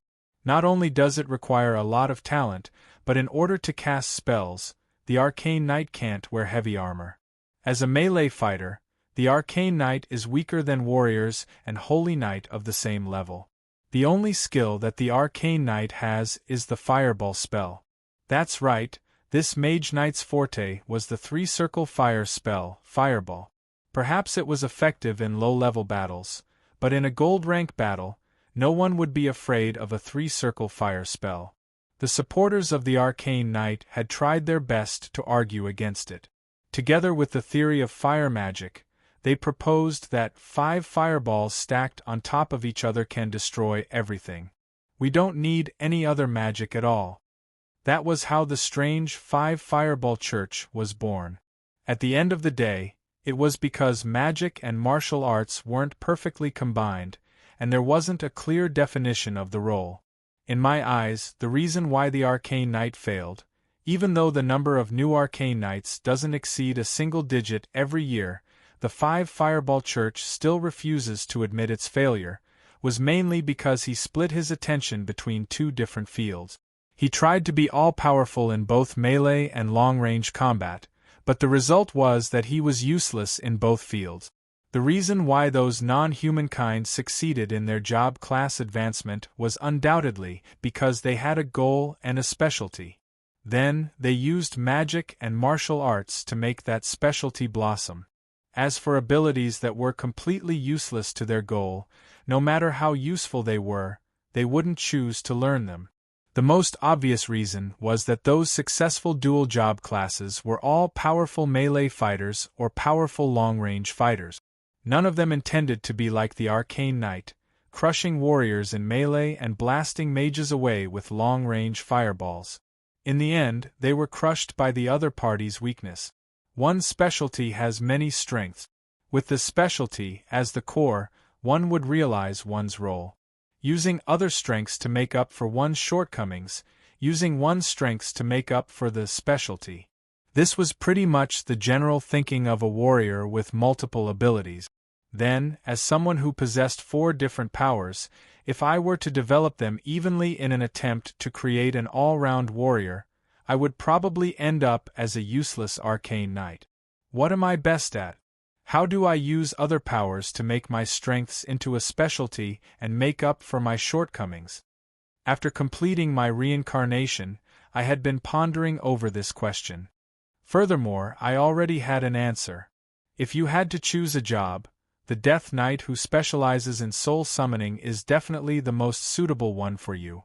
If your talent in Holy Light is 10 points, your necromancy would be 20 points, and your swordsmanship would be at least 40 points. Just the combination of necromancy and swordsmanship would allow you to stand at the peak of the Death Knight. Didn't you see how Shilua's strongest Death Knight, Lionheart, took the initiative to become your follower forever? In the end, it is because you have already achieved unprecedented achievements in the field of Death Knight. Pui, I am a Saint Knight. I also know ice. Cough, please don't say that I was the one who taught you ice magic. I can't afford to lose my face. If your talent in Holy Light is 10 points, then your talent in ice magic would at most be 0.1 points. Back then, my head must have been crushed by a door to have followed your request to teach you ice magic. Let me ask you, after comprehending the essence of ice once again, have you learned a new ice magic? Of course. I haven't. If I had the time, I would rather use it to practice my equipment and research on undead creations. Isn't anything better than this hopeless ice magic? As expected, my straightforward reply caused the enraged silly cat to pounce at me once more. She started biting down on me. As a teacher, Heloise was quite qualified. Although most of the students she taught were rebellious disciples and perverts, at the very least, she was outstanding when it came to teaching students in accordance with their aptitude.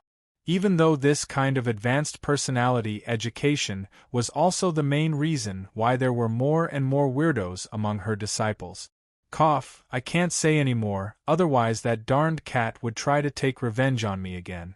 The feeling of being drenched in milk in the morning was terrible.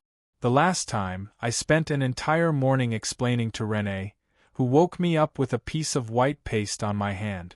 However, judging from what she said about my talent, the darned cat had already told me what I was best at: swordsmanship. Just like how Adam mocked me in the past, while the other Holy Knight's basic function was as a meat shield, using divine arts and holy light to strengthen their defense and support abilities to become the so-called leader of the team, what I was best at was my offensive swordsmanship.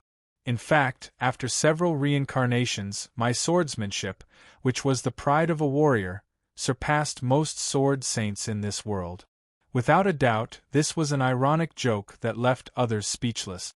Furthermore, it made Adam, who was known as the best swordsman in this world, feel indignant. A great sword saint who couldn't even defeat a holy knight in swordsmanship? One of the best swordsmen in the world? What a joke. However, as he grew, so did I. In the end, I was still able to suppress him. Perhaps, what Adam regretted the most during his time in the underground world was that he was unable to defeat me in swordsmanship. But this was to be expected. Not mentioning my decent talent in swordsmanship, the power of swordsmanship was originally a skill. When the skill was honed and raised to the level of art, it was the comprehension of life and the world. These things could be washed away by reincarnation, but it wasn't difficult to pick them up again. From a certain standpoint, I was the true undying and long-lived species. While the other long-lived species were extravagantly wasting their time, enjoying 200 years of childhood, I was like the short-lived species, viewing time as life itself. Every day I was thinking and trying to achieve something. The battles and experiences that I had gone through today were probably more than a dozen Valkyrie combined. When these comprehension and skills settled down, when the accumulated swordsmanship and secrets of 3 lives finally changed from quantitative to qualitative, I didn't think that any sword saint would be able to reach my level. In my eyes, the Beastman sword saints were overly crude and lacked emotions. The elf sword saints pursued the limits of techniques and neglected the cruel essence of the art of killing. If the two were to be combined and train in the swordsmanship of both races at the same time, perhaps a pure sword saint would appear. As for the dwarven sword saints and the human sword saints, those dwarves actually dared to call themselves sword saints? Just with their dwarven downswing, dwarven rolling blade, and dwarven mountain-splitting axe? The human sword saints were even more of a joke. 70% of their abilities were the same as the human sword saints, and they couldn't even use sword energy without their equipment? Normally, I would treat them as a joke. In that case, my future path of development was already clear. I would specialize in close combat swordsmanship, while the other powers would serve as support and bonuses. However, pure swordsmanship would still meet with bottlenecks in top-level duels. Not mentioning those creatures that were immune to physical attacks, the gigantic bodies and thick defenses of great demons, dragons, and other creatures were far too difficult to deal with just the small toothpicks in the sword saint's hands. Otherwise, we wouldn't have worked so hard to help Adam win the inheritance of the Phoenix so that he could use the Phoenix flames as a support for his swordsmanship. But when I confirmed that close combat swordsmanship would be the core and the other powers would serve as support, I confirmed the direction of my future, and my path became much wider. Sword Dance Ultimate, Flowing Water Swift Sword. Ice magic gathered on the true ice sword. Under the influence of ice magic, the stream-like sword intent transformed into the beautiful ice river of my homeland. That was why I gave it a new name. Ice Sword Ultimate, Instant Ice River. The clear and translucent ice sword was as beautiful as a luxurious crystal sword. As the sword path flowed like a river, the sword energy and freezing air that spread out transformed into a beautiful ice river in midair. Then, when reality and illusion overlapped, the water surface and the seafolk in front of me simultaneously became a part of the ice river. In the instant that I was frozen, the proud Naga military officer arrogantly commanded the fishmen and sea beasts to surround me. The fishmen army that swarmed toward me turned into moving ice sculptures. The leaping fishes and waves froze at the very last moment. In front of the instant ice river, not a single living being was able to react at all. Their memories were still frozen at the instant that they were frozen. Under the buff of ice magic, the silver rank swordsmanship that was supposed to be a restraining type turned into a legend rank swordsmanship with incredible offensive power. As far as the eye could see, all the fishmen within a 30-meter radius around me had been cleared. The frozen river water became my best escape route. The first time I fused my sword technique and ice magic together, it resulted in a power that was greater than 3. Even I was shocked. After all, when I tried it in private, I didn't have such a ridiculous increase in power. It's me. If we were to compare our talent in using ice, even the white dragons wouldn't be a match for us. Irene's voice sounded from beneath me. Only then did I come to a realization. Frigid Maw was at the pinnacle of ice and snow creatures. The power of ice and snow that she brought to me was several dozen times that of my current bronze rank body. Furthermore, her control over the ice element wasn't as bad as mine. When I made my move, she didn't just stand by idly. She was helping me adjust and control the ice element, coordinating with my ultimate to adjust the power. This was just like a dual-core CPU operating in parallel, forcefully increasing the might of this move by countless times. Alright, I knew that there would be people who would complain that the analogy of a magical fantasy world wasn't suitable.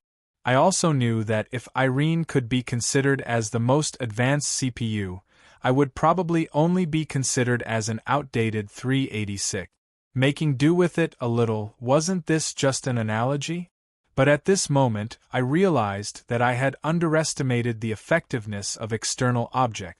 Indeed, my talent in using ice was terrible, but if I were to teach this to Irene Bela, wouldn't it make up for this flaw perfectly? Similarly, if I were to give the power of death, the power of holy light, and the power of law to other magic pets to boost them and create more secondary cores, my combat strength might increase explosively. Heloise. Alright, at this moment I decisively thought of the omniscient Heloise. However, the current Heloise only had knowledge and techniques, but she didn't have a physical body that matched her past strength and boundless knowledge. It was obvious that she couldn't meet my requirements. The plans for Heloise's 37 modifications, regarding the change in color of the 4 limbs, and Heloise's 38 modifications, regarding the 3 stages of transformation, should be activated as soon as possible. Right, there's also the Super Cat Leo. I can add at least a dozen other modifications, such as adding the ability to grow bigger after eating mushrooms, or the ability to throw fireballs after eating flowers. That sounds interesting. At this moment, it wasn't the time for me to be thinking about such messy matters. I was already quite close to my destination. While it would feel great to charge into the enemy's ranks single-handedly, doing so would be equivalent to exposing myself to the entire battlefield. If the enemy's commander wasn't a fool, he would send his elites to intercept me sooner or later. As expected, after charging past this street corner, 2 sea giants suddenly appeared in front of me. The gigantic sea giants could barely reach the city walls. Even in the giant family, they could be considered huge figures. Wielding rusty ship anchors as their weapons, they possessed boundless strength. On land, an adult sea giant would at least have the strength of a gold-rank human. In the water, once they unleashed their talent of stirring up giant waves, even a giant dragon wouldn't dare to fight against them. Their most well-known hobby, other than fighting against sea dragons, was to find trouble with large ships. The number of ships they had sunk was uncountable, but the reason for their attacks was often inconceivably simple. Sometimes it was because they wanted to add to their meal, and sometimes it was because they hoped to obtain a good weapon. It was impossible to forge weapons in the water, and it wasn't easy to obtain metal weapons in the sea. Only large ships had large anchors that the sea giants could use, and they could also use the crew to add to their meal. When this unfortunate news spread, some ships even brought along brand new giant battle anchors as payment for the passage. Unfortunately, the overjoyed sea giants would first accept the payment, then dismantle the anchors and use them as backup weapons before using them as dinner. The reason why we didn't keep our promises? Little thing, do you know how to communicate with barnacles and sea cucumbers? We don't know how to either. This was a lesson and maxim bought with his life by a certain, intelligent, navigator who gave away a heavy anchor as payment for the passage. Giants with coarse skin and thick flesh weren't easy to deal with, and the sea giants, who were born as the sons of the sea, were even more so the giants among the giants. When the 2 giants moved slightly apart, their gigantic bodies blocked the entire street. Following the stomp of the giants, raging waves began to rise. As long as one was struck by the waves, they would definitely shatter on the spot. In the street behind the giants, the church of the god of law was shining with a dazzling divine light, and the invisible gallows were filled with the corpses of the seafolk. As the church of a true god in the god's domain, it wouldn't fall before the fall of this city. Bearing the crime of war and genocide, they actually dared to barge into the church of the god of law. Should I praise the seafolk for their lack of information and thoughtlessness? According to the rules of the god wars, after this city changed owners, the god statue would probably be tainted. But at this moment, I didn't have the leisure to worry about my god statue of Womians. The giants were already in front of me. Little worm, don't move. Let Rabaha trample you to death. Night? Yet another tin can. Baines doesn't like tin cans, it gets stuck in his teeth. Being blocked by the giants meant that there was no way out. But at this moment I had no other choice. Since there is no other way, only the courageous will emerge victorious. The ice dragon's spear spun furiously and Irene started to increase her speed. My other hand suddenly swung my sword to hit the water, causing huge splashes of water. Useless tricks of the little worm. Scream as much as you can for Rabaha. Rabaha loves to watch the last performance of the little worm. The sea giants in the water were far more agile and powerful than they were on land. With a light grab from Rabaha, a thick wall of waves suddenly appeared on the surface of the water to block the charge. Following that, just as the tip of the spear barely broke through the wall, the giant had already grabbed the tip of the dragon's spear that was advancing at high speed. Although the spinning tip of the spear cut his left hand, the heavy anchor in his right hand swung down towards the night. That's it? How boring! Boom! The giant anchor that was several tons in weight fell, sending rocks and snow flying all over the place. The entire street shook. Where's the little worm? But when the giants realized that their target had disappeared, it was already too late. Under the cover of the waves created by both sides, I, who had long thrown away my dragon's spear, had already stepped beside the giants. Secret, blade storm. As I spun, the lowly snow lady who was floating in mid-air summoned ice and snow, causing a whirlwind of ice and snow to appear. Swordsmanship secret, blade storm. When using this skill, you will turn into a high-speed whirlwind of blades. The rapidly spinning blades and sword energy will deal heavy damage to all enemy ground troops in the vicinity. At the start, it was just a normal blade storm. But when the power of ice and snow started to overflow from the two swords, it started to leak and erupt, causing the entire world to start snowing. The originally formless sword energy turned into ice blades and spikes under the infiltration of the ice and snow, causing the might of the blade storm to increase exponentially. But this was only the beginning. An even more lethal attack was a pleasant surprise. At this moment, water was constantly being sucked into the whirlwind. As the whirlwind of ice rapidly condensed into ice shards and ice arrows, they were then flung out by the centrifugal force. Due to a freak combination of factors, I mysteriously turned into a spinning top that continuously shot out ice arrows. Under the full support of the Snow Lady Irene, who was in midair, every single ice blade that was shot out at high speed was filled with the power of ice. It was comparable to an ice arrow shot out by a silver-ranked ice mage at full power. The might of a single one of them might not be terrifying, but when the number of them was enough to cover the entire sky, turning everyone's field of vision into a sheet of white, the blade storm had evolved from a legend-ranked Yoi secret to a saint-rank magic sword secret with astonishing destructive power. The whirlwind of ice continued to spin furiously. Houses, thin ice, lampposts, no matter what it was in the past, under the assault of this concentrated rain of ice arrows, they were all instantly shattered into pieces. When I finally came to a stop, feeling dizzy, there was nothing left in my surroundings. The two incomparably strong sea giants had already turned into beehives with thousands of ice arrows embedded in their flesh. The one who was further away was still breathing, but the one who was closer had his head filled with ice arrows. It was obvious that he could no longer survive. When the giants fell to the ground and I was gasping for breath weakly on the ground, Kolos, who was riding on a thunderstorm, had already rushed over. "Great Lord, you are fine. Everything is in a mess now, what should we do?" Gritting my teeth, I struggled to stand up. Every second that I dragged on would increase the danger I was in. "Everyone, gather up. Bring along the supplies and rations, we will kill our way out." Chapter 116. When the white-armored Aurora Knight charged out from the entrance of the arena, most of the nobles looked at him as though he was a fool. In their eyes, this knight princess who didn't listen to their advice was already a dead person. Only a few people faintly felt that this knight wasn't destined to die young. Perhaps the next time they met, many things would change. While the retreat was proceeding orderly, Hermit secretly tugged at the White Wolf Guard officer who was in charge of organizing the retreat.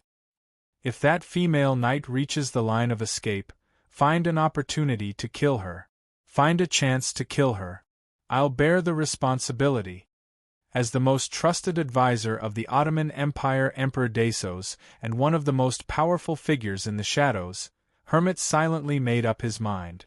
That female knight who was clearly in dire straits but still charged forward with a smile reminded him of the legendary Will of Mist and its past glory.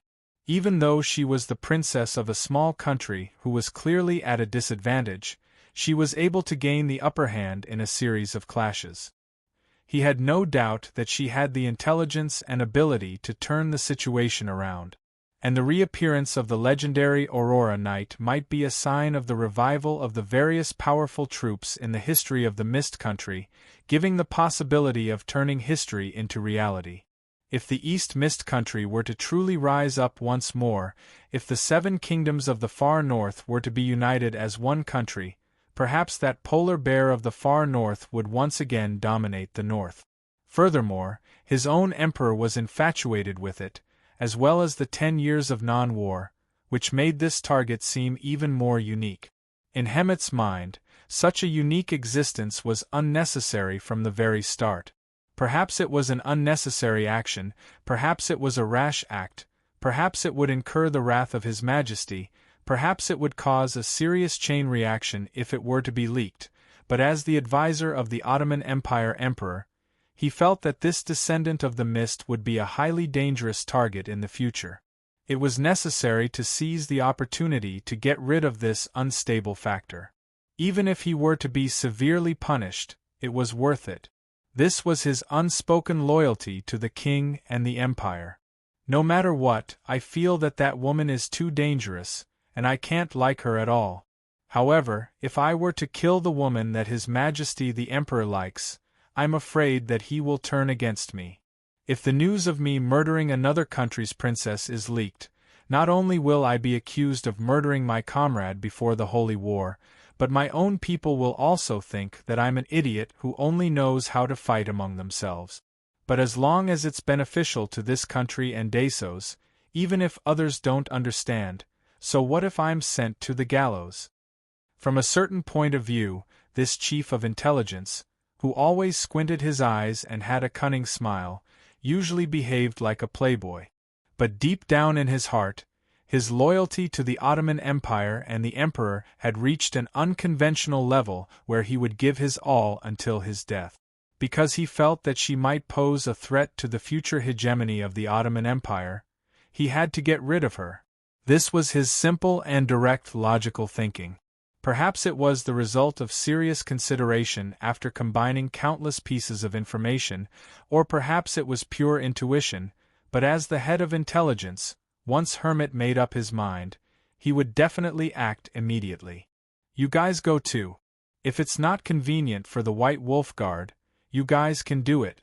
If you don't find the target leaving the city, help the guards with the final defense. Don't come back until the mission is completed. As if talking to themselves, several shadows left.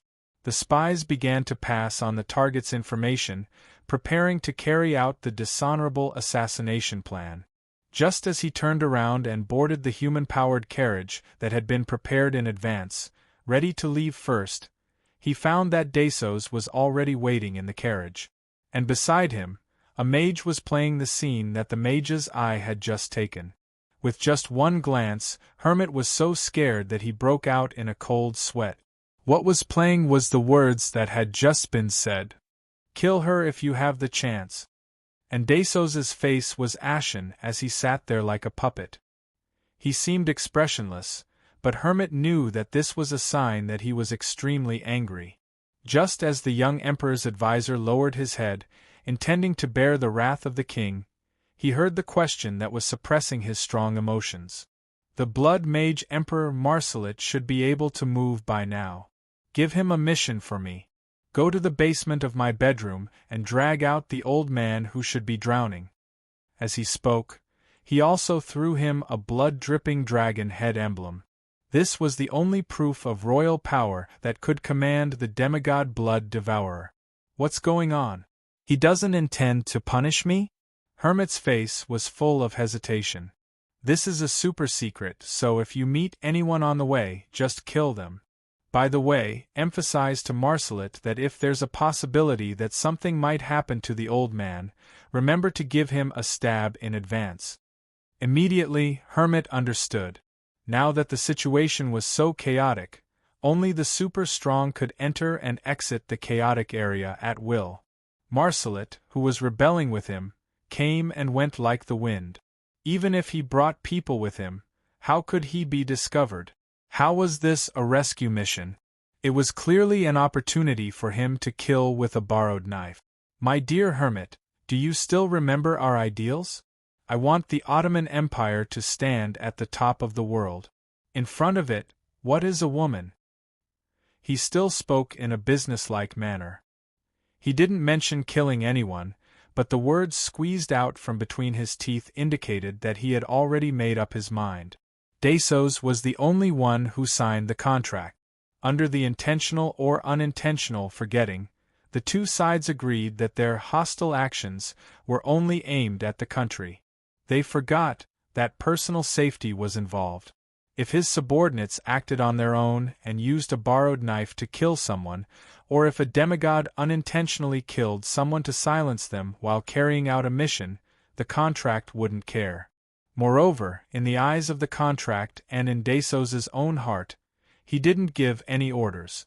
Everything was his subordinates' reckless actions. Since she isn't fated to be mine, then her remaining identity can only be that of my enemy. If I can't get her, no one else can. Even if he couldn't hear the voice hidden in the deepest part of the Emperor's heart, the king's trust in him from the bottom of his heart, this way of giving up everything for the sake of righteousness, had already moved the usually indifferent hermit to the extreme. This was the disposition of a hero that he worshipped and swore loyalty to. This was the Winter Wolf King who was fated to lead the Ottoman Empire to the top. Yes, Your Majesty. You definitely won't be disappointed. Ding. The host has killed a sea giant. The reward is 198 fate points, special spoils of war, the soul of the sea giant and the sea giant's smelly socks. The soul of the sea giant. For 10 minutes, sea giant battle soul possession. Strength +5, agility -2, grants the ability to breathe underwater and control giant wave. As for the sea giant's smelly socks, you can try to make a raincoat with it. It's definitely waterproof, and it can even increase your stats. As long as you don't have a nose or a slow sense of smell, you won't die from the stench. Ding. Congratulations to the host for creating a Saint-tier demon sword esoteric. Ultimate Sword Cyclone. Your physical body has once again achieved a breakthrough, strength +1, agility +1. Legendary Sword Art Esoteric, Blade Storm. Using this skill, you will become a high-speed rotating blade storm. The rapidly rotating blade and sword aura will severely injure all enemy ground troops in the vicinity. Usage prerequisites: 20 strength, 10 agility, 15 vitality. Saint-tier demon sword esoteric, ultimate sword cyclone. This skill is the evolution of Blade Storm. Only a sword saint who has completely mastered Blade Storm can attempt to learn this skill. Using this skill, you will become a high-speed rotating ice storm. The rapidly rotating blade and sword aura are only the first wave of attack. The intense cold air and ice arrows will bring the final destruction to your enemies. This skill is extremely powerful and has a large area of effect. Usage prerequisites: 22 strength, 15 agility, 20 vitality, 15 intelligence. The complete form of Ultimate Sword Cyclone requires the help of Frigid Maw and Irene Bela. The notifications from the system made me happy. After breaking through to 20 agility, the racial talent I received was even more eye-catching. However, I didn't have the leisure to appreciate it. The intense dizziness and exhaustion caused me to be unable to stand up straight.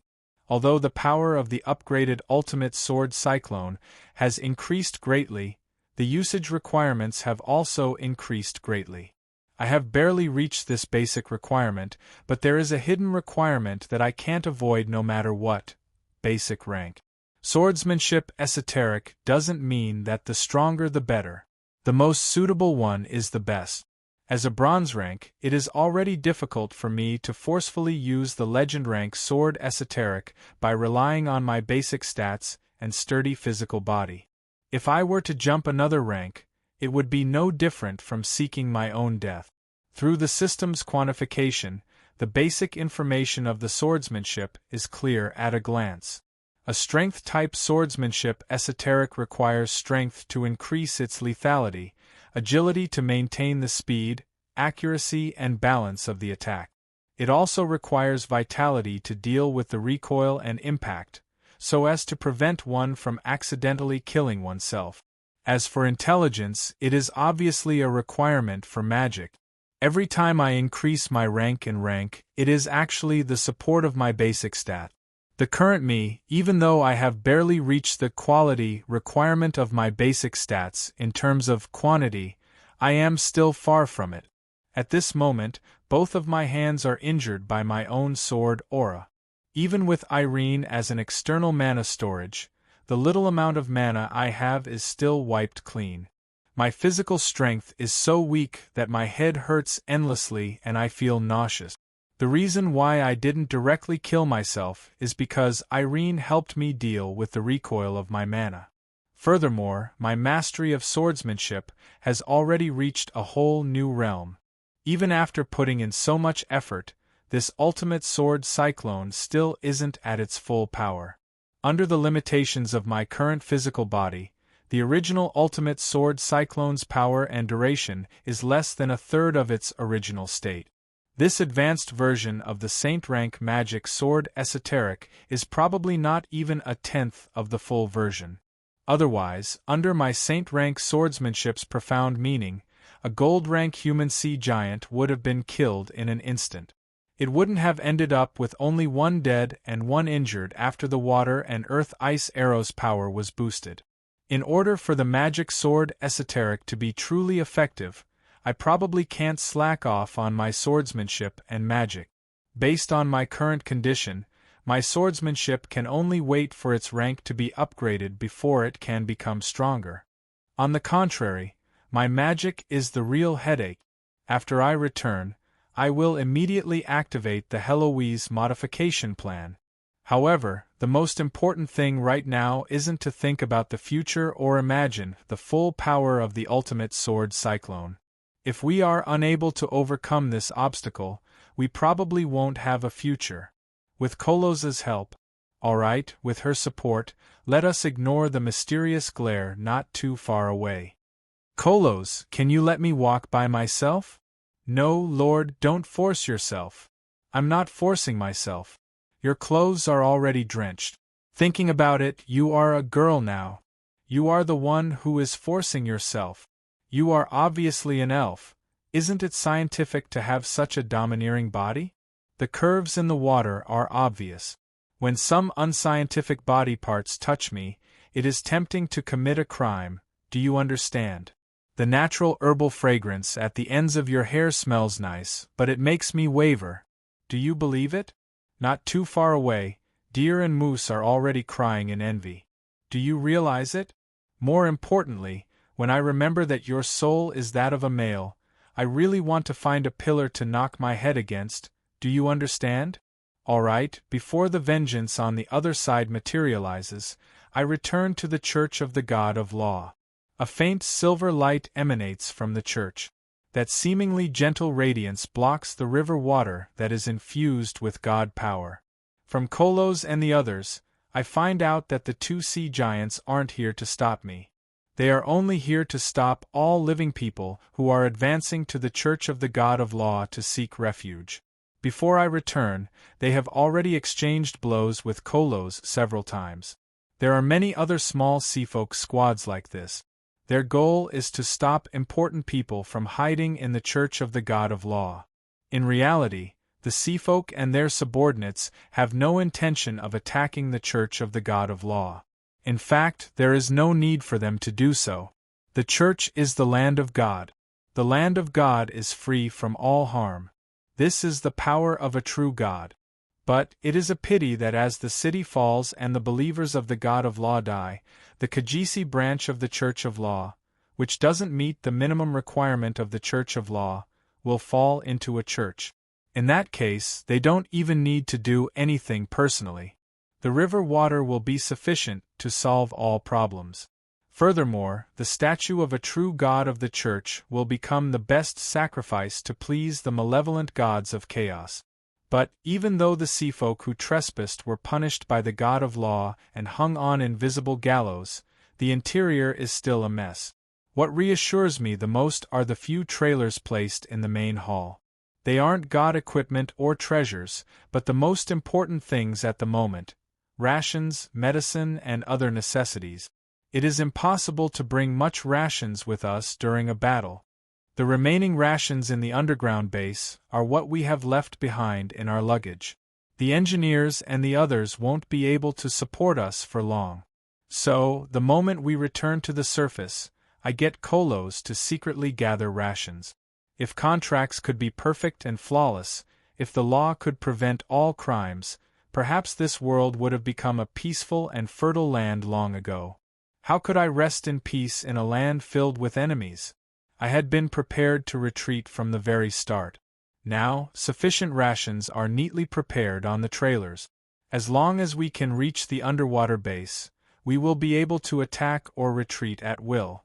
We have already achieved a strategic victory. Are you ready? Yes, Lord. We can start anytime.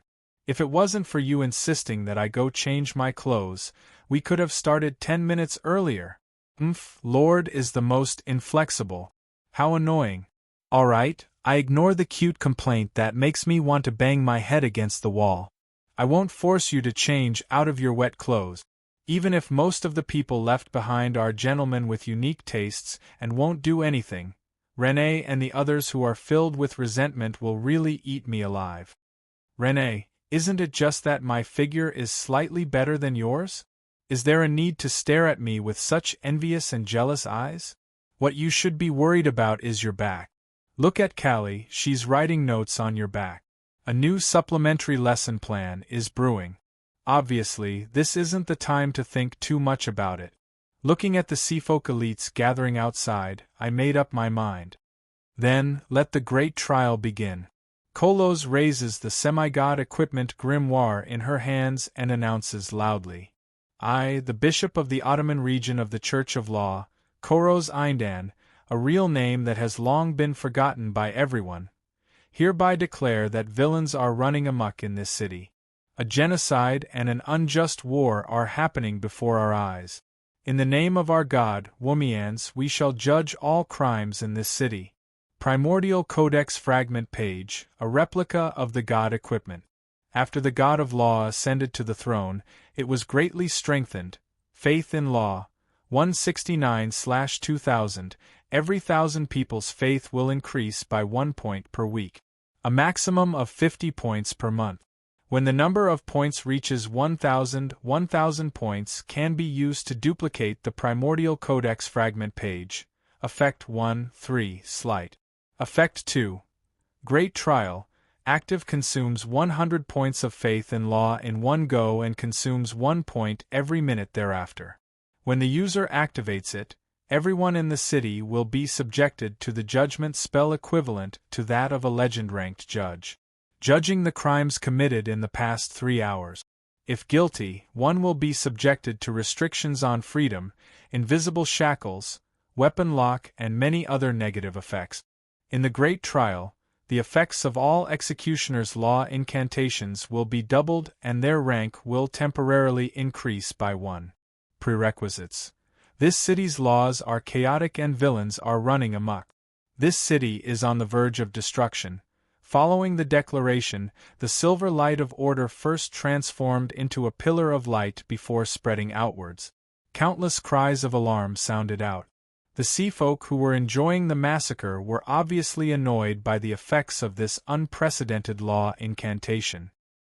Although it's still impossible to save them, restraining them like this might give the commoners more chances to escape. There's a time limit for the great trial. Let's head out now and rush to the entrance of the underwater base before the effects disappear. At this moment, the two frigid maw had already transformed into the heavy ice boar form, which was suitable for heavy armor charging.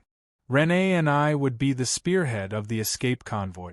Feeling that my rank had been temporarily increased by 1 rank due to the great trial, I finally recovered some stamina and magic power. Patting my mount, I took the lead and charged forward. I still have 68 faith points left. Does that mean 68 minutes? In the past, it only took 30 minutes to get there. I wonder if that's enough. Forget it, God's plans are always inferior to man's plans. I'll just do my best and leave it to fate. Indeed, God's plans were always inferior to man's plans. Changes that I couldn't have expected had already happened. Other than the Ottoman semi-god mage who was carrying out a secret mission in the rain, the battle between semi-god Hydra and Valkyrie at my destination was getting more and more brutal and intense. The sky was torn apart and the river water was emptied before filling up again. The sea folk who were swept into the river were instantly vaporized into nothingness. In order for the convoy, which was fully loaded with rations, to enter through the passage on the ground, the 9-headed monster blocking the only path was a barrier that was impossible to bypass. Hurry up, we'll be safe once we reach the base. Our convoy had just broken through the blockade at the entrance, but we didn't know that there was a huge monster in front of us. I feel that things won't go so smoothly. Silly cat, shut up. Otherwise, I'll learn from the great Demoness and really turn my magic pet into a crow so that you can caw all day long. That seems like a good idea, a 3-phase transformation pet fairy. It's you, Heloise. Chapter 117. Holy silver light shrouds the entire city. In the Great Judgment, the seafolk who are currently encircling the remaining Ottoman forces finally meet with some trouble. Along with Crow's declaration of judgment, the silver pillar of light continuously emits flashes of brilliance that represents order. Every city slaughterer who is dyed red by judgment is struck by the flashes of light and is punished by the power of law. Based on their crimes, some of them have their movement restricted, some of them have their weapons taken away, some of them are shackled and some of them have all 3 types of shackles. There is more than one type of shackles. The most common one is handcuff. If the crime is serious, leg shackles will be added. If the crime is even more serious, it is not impossible for the entire body to be tied with iron balls. As it is a semi-god equipment's area of effect judgment without a source, it only consumes the stored faith force. The restraints on each individual target are not too strict. The material of the handcuffs is not much stronger than pig iron. Any beastman warrior might be able to easily tear it apart. Perhaps this is nothing to a true expert. However, to the low-tier fishmen, it is fatal. Every army has the most cannon fodder. The number of fishmen at the lowest level of the seafolk invading army is undoubtedly astronomical. They are the main force that can cause the most damage in this situation. Furthermore, their small bodies are bound by iron chains, handcuffs and iron balls. Not many of them are able to move. According to the post-battle statistics, in that 1 hour of the sudden restraints on the invaders, at least 70,000 to 80,000 civilians escaped from the hopeless situation. This is even more of a help to the warriors. In a battle between 2 warriors, if one of them is suddenly restrained, even if the restraint only lasts for 0.1 seconds, it is still a decisive opportunity. This is the effect of military-level strategic forbidden spells, including magic and divine arts. Perhaps it might not be able to affect a semi-god or myth-ranked expert. However, as long as it appears on the battlefield, it can completely change the situation of the entire battlefield. What the two Chaos faction true gods did is a country-level, perpetual, strategic forbidden spell, Blessing of the Sea God, City of Rain Felohi. Country level and military level are only differences in the effectiveness of extraordinary magic. There is no difference between the two. Emperor Yongye's Ice Aeon is only a military level spell. However, that attack can wipe out a city and turn hundreds of kilometers into an ice field. It is even more terrifying than most country-level forbidden spells. No one would be willing to be hit by it. The biggest difference between the two is probably the area of effect and the duration. Military-level spells have obvious effects, but the duration is short. However, this City of Rain will only change the environment and will not cause any direct damage. However, the duration is probably forever. But because of this, country-level forbidden spells often require extra sacrifices, which is rarely seen in history.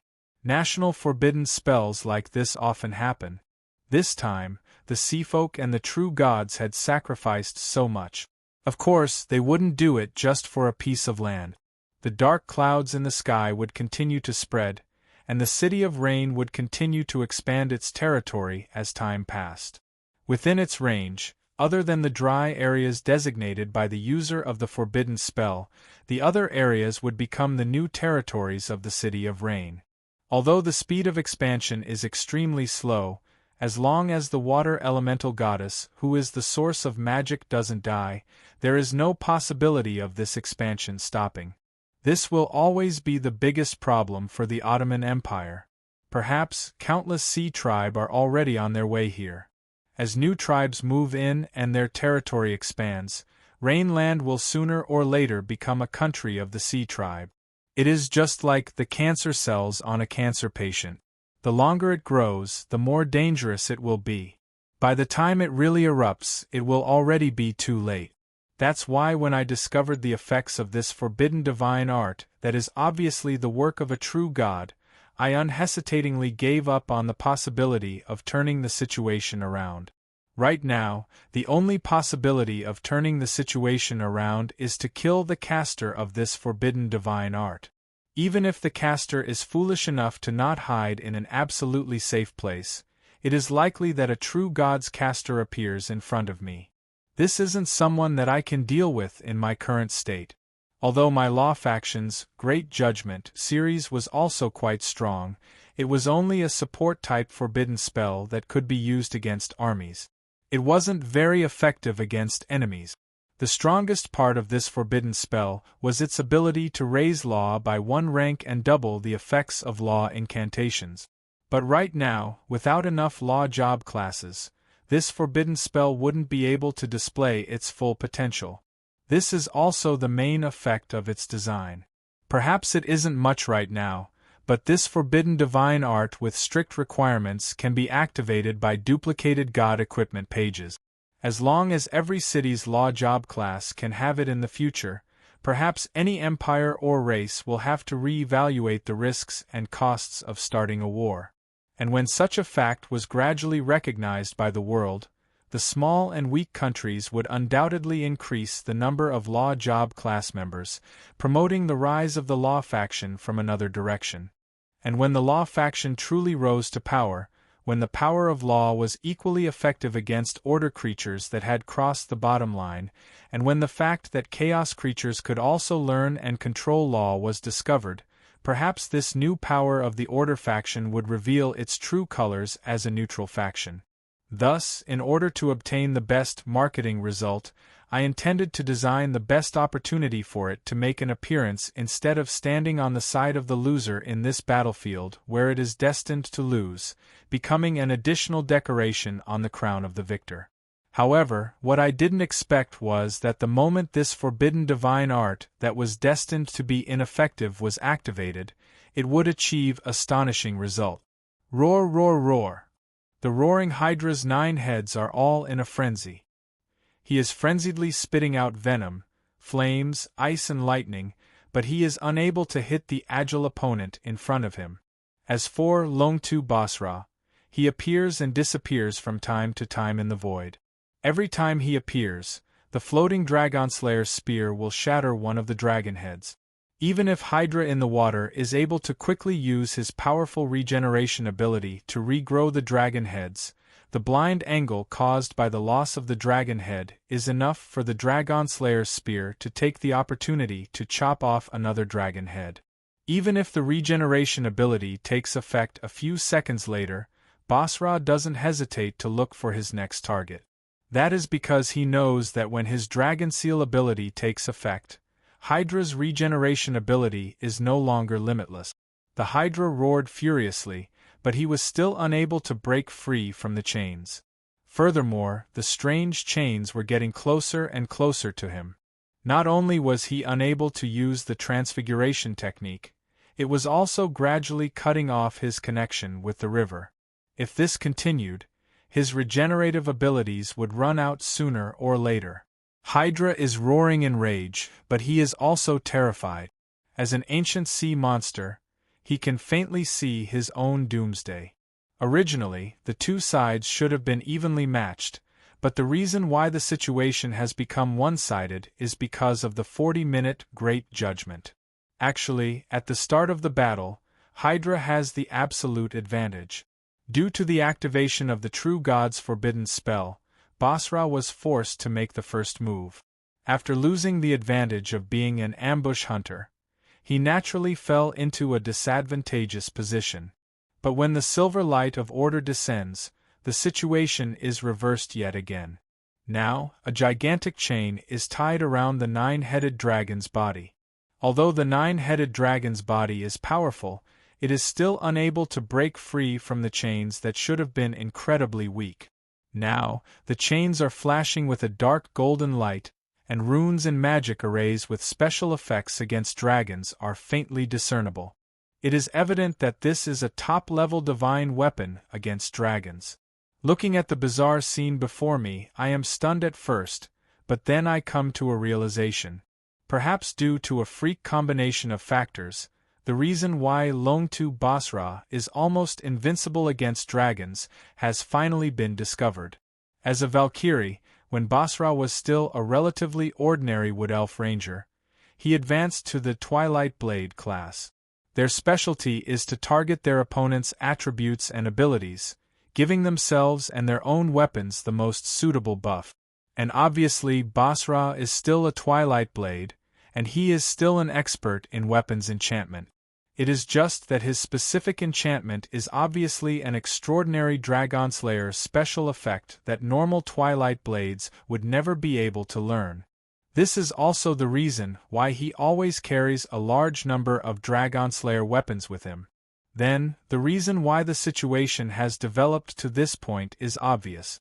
When the gigantic chains and shackles fell from the sky, how could Basra, who has been through countless desperate situations, miss this opportunity? He immediately used his ability to enchant the chains with Dragon Seal, Dragon Bind, and Dragonslayer, forcefully turning the gigantic chains that Hydra could break free from at any time into a super dragon fighting artifact that can bind semi-god dragons. Not only that, the chains are already bound to Hydra's body. No matter who did it, Basra, thank you. The rest is simple. The originally balanced situation has completely lost its balance. Basra gave the Undying Hydra a good beating, and just as the Undying Hydra is about to rise to the sky, we charged forward and finally arrived here. In front of us, even though the chains are tightly bound, the ferocious nine-headed dragon is still not to be underestimated. This mountain-like beast occupies half of the river, and every time its dragon head fails to break free and crashes into the ground, it will cause an earthquake in the surroundings. The dragon breath that the dragon head spits out easily shatters the mountains in the distance. And Basra, who has the upper hand, is obviously more powerful. With a casual wave of his hand, the sword at his waist floats in midair, before enlarging into a dragon-slaying greatsword. Lightning sparks fly everywhere, and the magical runes that represent dragon slaying appear on the blade of the sword. As the greatsword swings down, the gigantic dragon head spits out poisonous blood and falls into the river. To be honest, looking at a battlefield of this level, I really feel like turning around and leaving. Based on our current strength, we would die mysteriously if we were to get too close to a battlefield of such pinnacle strength. However, the position of the Hydra happens to be blocking the entrance to the underwater base, making it impossible for us to avoid it. Wait for Basra to obtain victory? It's hard to say who will win and who will lose. The Great Judgment should last for less than 20 minutes, and as long as the time is up, all the shackles of sin will disappear on the spot. And no matter what Basra did, as long as he is still enchanted, the enchanted weapon itself will disappear, and the enchantment effect will naturally disappear as well, and Hydra will definitely regain his freedom. As for hoping that the battle will end in just 20 minutes? In a battle between semi-gods, if the two sides aren't too far apart, it is possible that the battle will last for several years. If Hydra is so easy to deal with, he would have long since been bound for 40 or 50 minutes. Hydra's innate natural talent of regeneration is the reason why he is known as the king of prolonged battles. I glanced at the caravan behind me and silently unsheathed my sword. However, I have no intention of having anyone else participate. In such a situation, even if it is a classic saying that the braver one will win when two sides meet on a narrow path, for this to happen, the difference in strength between the two sides must not be too great. Otherwise, the braver one's sacrifice will be meaningless. Since a battle of this level means death, if one gets involved, then the only way is to think of a way to avoid getting involved at all. This is the toughest test of one's vision, combat experience, and agility. Our strongest, Kolos, might have reached Saint rank thanks to the forbidden spell, but a battle of this level is definitely not something that she, who has never experienced battles between semi-gods, can participate in. Charge! Let's kill that evil dragon! That enemy is worth fighting! Just as I was thinking about it, Renée seems to have misunderstood my action of unsheathing my sword, which gave her an inexplicable courage. She actually slaps her steed and charges forward first. Damn it! Stop saying death fog, what the dead often say before they die. Hurry up and come back. There is a reason for Renée's confidence. At this moment, Renée, who was raised to silver rank by the system's cheat, had barely managed to reach gold rank after receiving Frigid Maw. After being raised to legend rank by the forbidden spell, her unprecedented strength made her feel that she is omnipotent. Along the way, the wanton slaughter of the powerful seafolk gave her an inexplicable confidence. But if I were to say it, any silver rank veteran would be able to easily beat up this legend rank, who is immature in all aspects. Just as I was about to stop him, a blood-red figure blocked my path. It was a red-robed archmage. He had a head full of silver hair, and his face was as red as a baby's. He had a kind and gentle smile on his face, making him look like a benevolent elder. The legend-rank Aurora Knight is indeed brave and skilled in battle. As expected of the Knight Princess, I am the Ottoman state teacher, Marsalit. Under the orders of the Emperor, I am here to protect the princess. Let me lend her a helping hand. I can make use of this opportunity to exact vengeance for Damus. Following the raising of his staff, a scarlet-red light shone on both sides. Under the buff of berserk bloodlust, Renée increased the speed and might of her charge. On the other hand, the attack directed at the nine-headed dragon was a venomous blood-loss curse. In an instant, the dragon head that was trying hard to regenerate spat out a large amount of poisonous blood, causing the regeneration to fail. The Blood Mage Emperor, Marsalit? Why would he be here? If it was anyone else, they would have thought that he was a kind-hearted person. However, my heart was filled with wariness and surprise. This Ottoman state teacher has always kept a low profile and appeared as a good person to the outside world. However, history had exposed the true face of this murderer and poisoner. Just as I mentioned before, as a master of water magic, an unorthodox variant of blood magic, he had long viewed other living beings as a living blood bank. He loved the blood of women and infants the most. The crimes he had committed were too numerous to be recorded. Even if he were to be executed 100 times, it wouldn't be considered too much. As for taking revenge for Damus, that was even more ridiculous. Back then, when Hydra first appeared at this location, he had indeed killed dragon hunter Damus, who was guarding the exit, and severely injured Marcelet, who was attacking the seafolk on the fleet. However, in history, the two of them were undeniably mortal enemies. Marcelet disregarded the price he had to pay to cultivate the depraved and evil blood magic in order to take revenge on Damus. He should be happy that he had died. The sudden appearance of the murderer and the lies he spouted made me raise my guard. At this moment, Renée had already rushed to the edge of the semi-god battle zone. Naughty brats really get carried away easily. Damn it! Get out of the way! Above my head, a crow was silently flying in circles. Even though it was raining cats and dogs, it was unable to wet its wings. Those blood-red eyes were filled with hatred and resentment. Chapter 118. Guardians of the Forest? I have no idea where those fellows popped out from. Then, they started talking about protecting your family's forest. If you were to chase them away, not only will you lose your forest, you will also lose your manor and your old horse. How are they guardians? They are obviously a bunch of bandits, an unlucky fellow who lost his own forest and manor. As a radical nature protector, Drool's reputation has never been too good. As a former guardian of the forest, a radical Drool organization that tends to protect nature and vegetation, even though she has been intentionally avoiding her past experiences, we are still able to guess many things. Judging from the heavy makeup that she has been putting on recently, she is most likely a wanted criminal on the surface with a guilty conscience. Also, judging from her outstanding fighting skills and strength, the bounty on her head is probably quite high. However, at this moment, I can't help but feel grateful for the sharp reflexes that came from her rich combat experience. Kolos! Under the support of a blood mage, the reckless brat has already reached the edge of the semi-god battlefield. Subconsciously calling out Kolos's name is the only possibility of saving her life. Fortunately, Kolos doesn't disappoint me. Just by calling out her name, she knows what to do. Lightning Cage. As a derivative of the four great elemental magic wind magic, lightning magic is famous for its high attack power from the very start.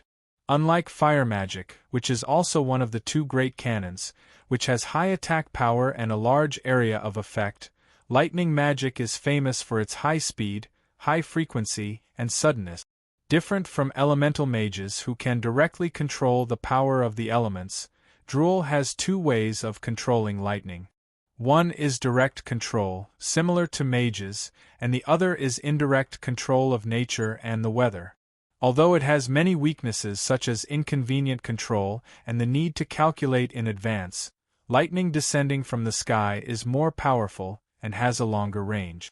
Furthermore, its concealment and suddenness make it impossible to guard against, making it the first choice of the Storm Drool. As a Storm Drool who was once proficient in summoning lightning, the dark clouds covering the sky actually increased his strength greatly. The temporary saint rank Kolos gives up on chanting and uses her will to guide the dark clouds to send down lightning. The moment she chants the name of the divine art, 17 consecutive lightning bolts strike down, forming a lightning barrier. However, the barrier isn't the enemy, but the blindly charging knight. 6 Circle Storm Drool Divine Art. Summon a barrier made of lightning to block and hinder the enemy's movement. In its original state, there are 6 lightning pillars, which can be lengthened and widened according to the user's ability. Once the barrier is touched, the lightning will explode. In a lightning storm, what you want is definitely not an umbrella, but a lightning rod. What? You're holding a lightning rod, but you're hit? Alright, I'll be straightforward. The lightning rod refers to a foolish spearman who runs around on a rainy day with a spear. Remember to recruit spearmen with a high salary and buy insurance for them. It's everyone's responsibility to protect spearmen. Please support the automatic insurance plan to protect Spearman. TSS TSS TSS TSS. With the temporary Saint rank buff, the original 6 lightning bolts became 17, and 15 of them only played the role of blocking the path. Only 2 of the weakest lightning bolts struck right on top of Seiji's head, using the swimming plasma to remind this naughty child that she had touched the edge of the most dangerous bottom line. Unfortunately, although the Aurora Knight was one of the very few top-level magic pet knight that could achieve telepathy with her mount, Renee was also one of the very few noob knight that didn't have any positive effect. Instead, she would affect her mount's judgment and actions. TSS TSS TSS TSS TSS. Frigid Ma Shiva, who had already discovered the lightning cage, hurriedly stopped. Renee, who didn't react in time, wanted to charge forward. Under the clash of 2 wills, the originally successful wild charge still took one more step forward and directly crashed into the lightning barrier, causing the lightning bolts to explode. The lightning bolts wandered around Renee and Shiva's bodies. Judging from the pitiful screams, they were at least medium rare. Everything that happened in the next second proved that it was indeed worth it. Not far away, a dark green ball of venom suddenly landed on the ground and corroded the ground. Without a sound, a 5-meter-wide hole appeared in the ground. The 9-headed dragon's 18 eyes had no blind spots at all. His field of vision was incredibly wide. Even though his physical body was tightly bound, how could he not notice our arrival and Renee's charge? And so, the venom-spitting dragon head casually spat out dragon breath, which was more than enough to deal with her. If Renee hadn't been stopped by the lightning cage, based on the 9-headed dragon's precise calculations, she would have been hit by the ball of venom and corroded into nothingness. If it wasn't for Kolos's timely reaction, I would have been thinking about what I should write on this naughty brat's grave. This foolish princess's dream was to be like the main character in a legendary knight's novel, charging towards a gigantic dragon. It was a pity that she only met a windmill, until that day when she met a semi-god 9-headed dragon. She realized her dream and proved her courage. Then, she charged towards a semi-god, so what then? Let's just say it like this. Renee Chin Mist died in AD 1897 at the age of 14. Cause of death: poisoning from a knight's novel. But at this moment I didn't have the heart to discipline her, because there were more troublesome matters to deal with. Seeing that Renee had escaped from death, the Ottoman state teacher Marsalit in front of him had a look of pity on his face. The only thing missing was a "why didn't I die" expression. What a pity!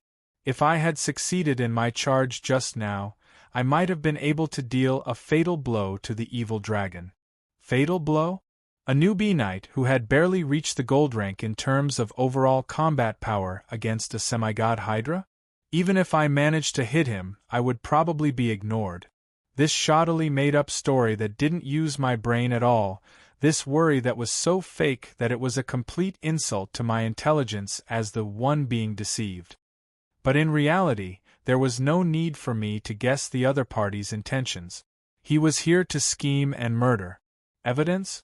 This city was currently in the Great Judgment phase, so it was normal for him to suddenly appear. However, from the moment he cast the Berserk Bloodlust spell on Renee, his body was covered in a layer of bright red light of sinners.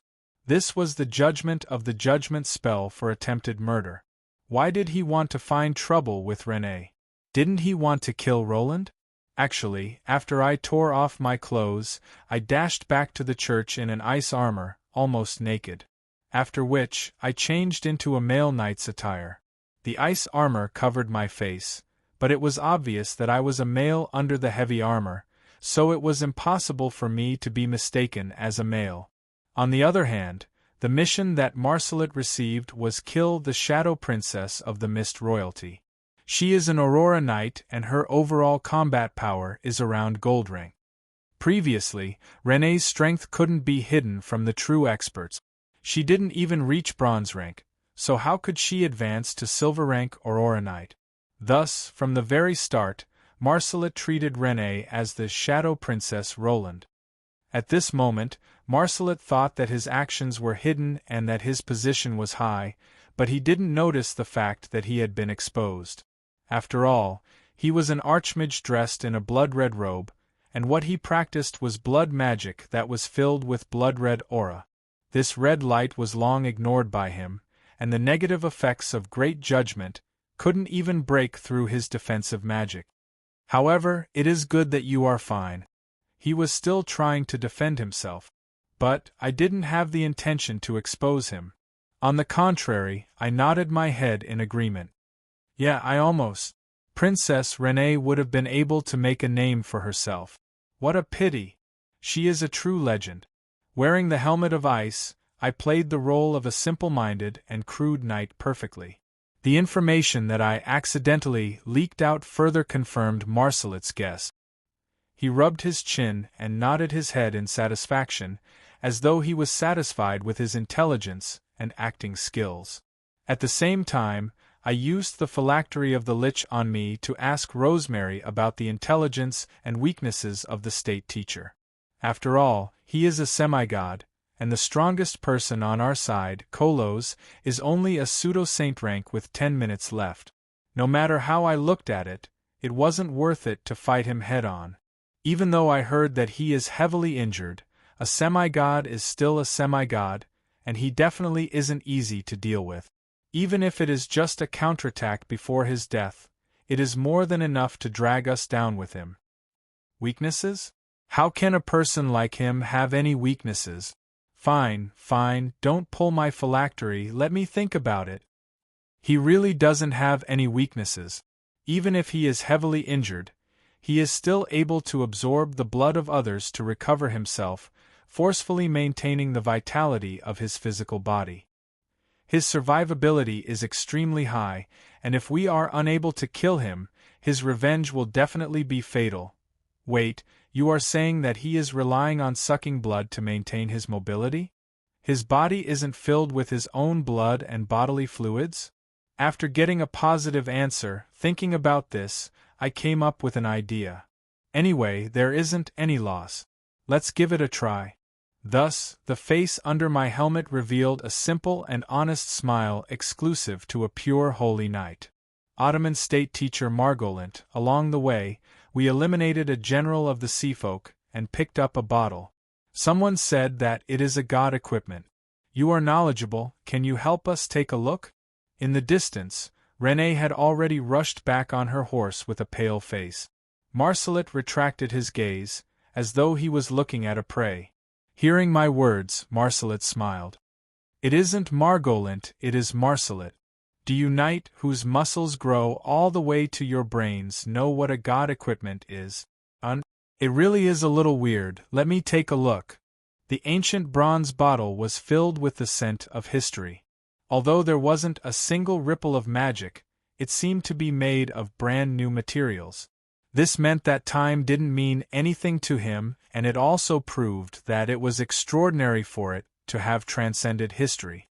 It really is a treasure.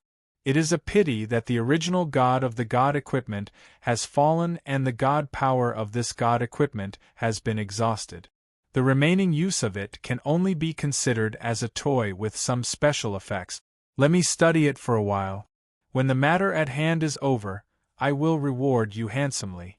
Judging from the gleam in his eyes and the malicious smile on his face, I can guess that in Marcelet's eyes, all of us are already dead people.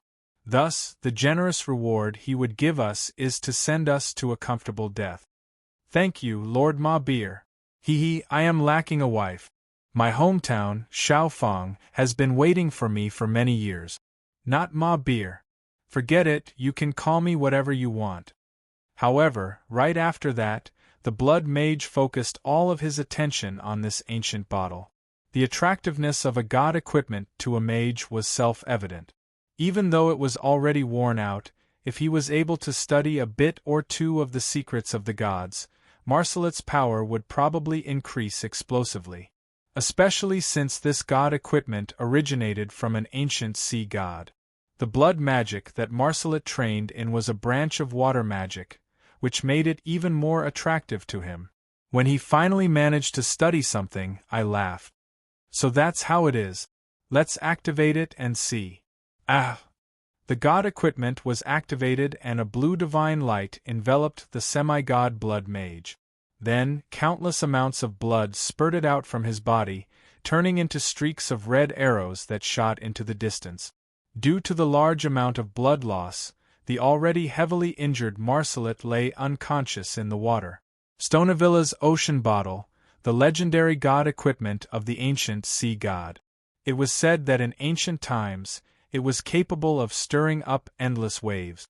Stonevilla was the husband of the water elemental god Alos, who had created this desperate situation. Although this ancient god equipment had lost most of its power due to the passing of the ancient god, it still retained one of its abilities: Stonevilla's ocean bottle. Upon activation, it can restore the liquid around the user to its most basic state. This was the result of the system's appraisal. It sounded confusing, but it was actually easy to understand after using it twice. Actually, this god equipment didn't have much use. It could only restore a mixture of liquid back to its natural state. For example, if you were to mix a bottle of seawater and river water, under normal circumstances, it would be impossible to separate them. However, if the god equipment was activated, it would be able to separate them into a bottle of river water and a bottle of seawater. After losing the support of a true god's divine power, this was basically the most useless god equipment in history. However, at this moment, this weakest god equipment in history had done a great service by directly killing off a semi-god. Marcelet's entire body was covered in other people's blood. Blood magic was a branch of water magic, so naturally blood was also a type of liquid. As a result, under the effects of the god equipment, the other people's blood returned to where it belonged, directly returning Marcelet to his original state of being unable to move. Furthermore, due to the backlash of magic and the sudden loss of blood, his current state was probably even worse than when he was heavily injured by the nine-headed dragon. Sometimes, the retribution of the unjust came just this quickly, and the manifestation of justice was just this simple. I viciously punched the face of the villain who had attempted to murder Marcelet and smiled in satisfaction. After that, I stared blankly at the bottle that had fallen into the water. Around the bottle, the omnipresent flood had dissipated. Obviously, even if it was a city of rain created by a divine power forbidden spell, it would still be restored to its natural state by this god equipment. Wasn't it said that due to the existence of the two goddesses of creation, the ancient world was a female society? So it turns out that the water elemental god Alos was a husband. Of course, this was just a joke. However, from another angle, it proved that, from a certain standpoint, the ancient sea god Stonevilla's divine power was indeed able to suppress the water elemental god Alos.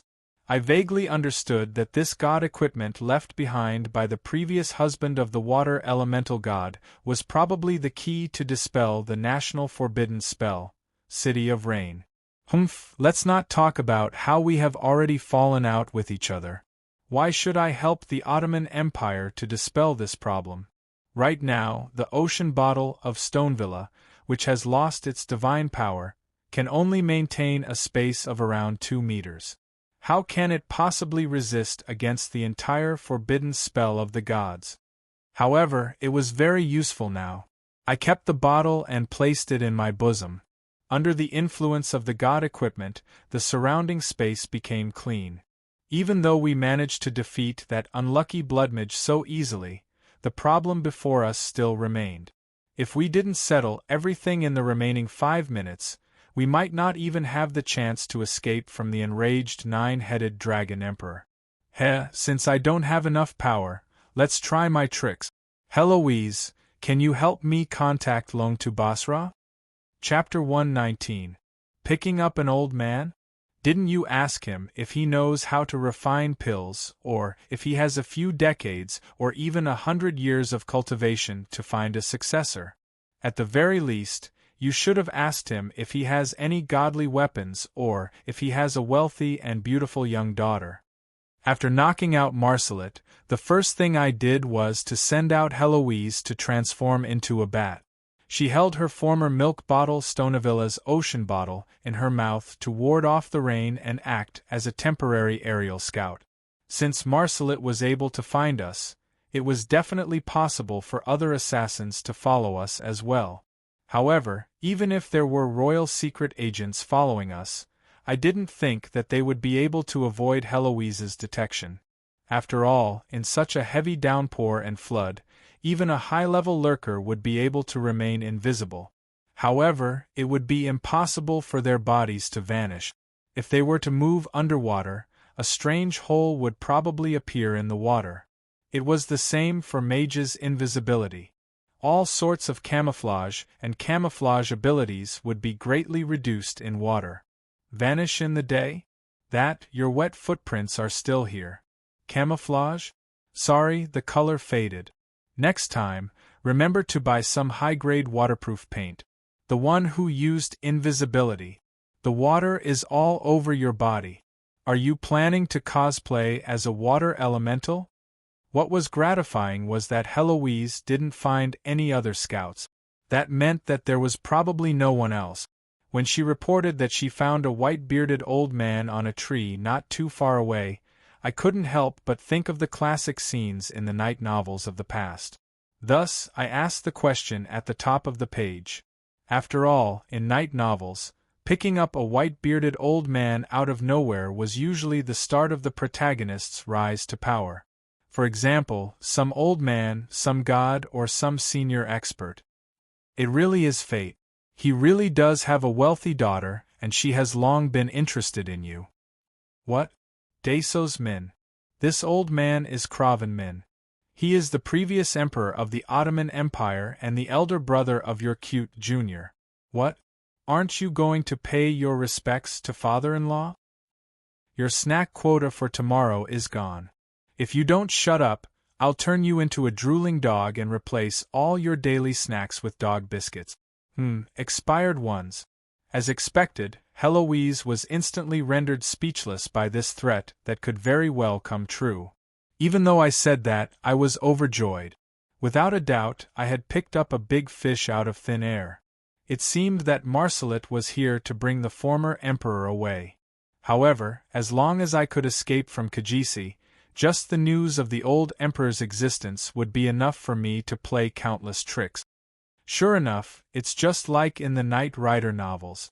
If you kill a monster, you'll drop a treasure. Sigh, for a demigod to end up like this, it's really tragic. The blood mage Emperor Marcelet had been thrown to the knight accompanying him. Under the system's determination, despite being a demigod, he didn't have a single semi-god equipment. The few decent equipment he had didn't even reach the epic rank. However, that blood-dripping dragon head emblem was something that I coveted. Blood Dragon Royal Emblem, the emblem of the Emperor. Although it represents the highest authority of the Ottoman Empire, it is nothing but trash in your hands. However, a certain emperor would probably look forward to obtaining it again.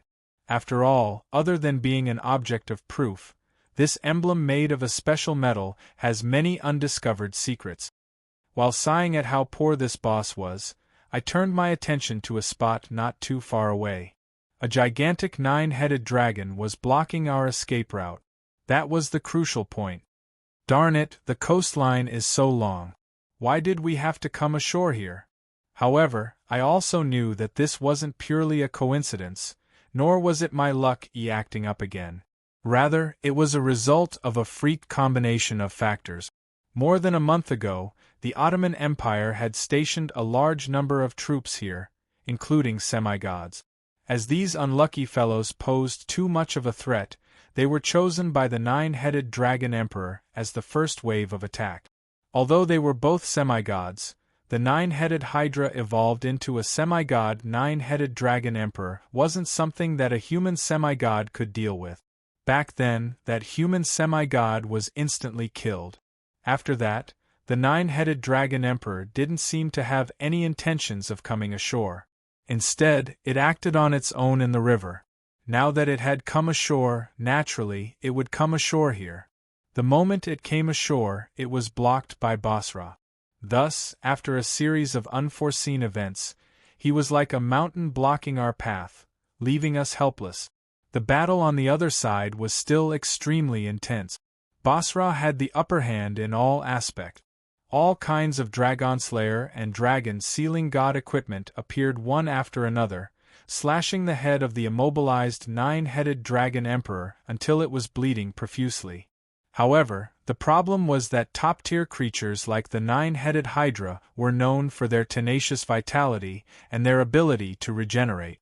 It was said that even a nine-headed hydra with only one head left would be able to fully recover within 3 days. If it was really torn in half, it would still be able to regrow into 2 smaller bodies. For an existence at the level of the nine-headed dragon emperor, as long as it was near the water, its regenerative ability would be able to operate normally. Basra had the body of a Valkyrie that didn't know fatigue.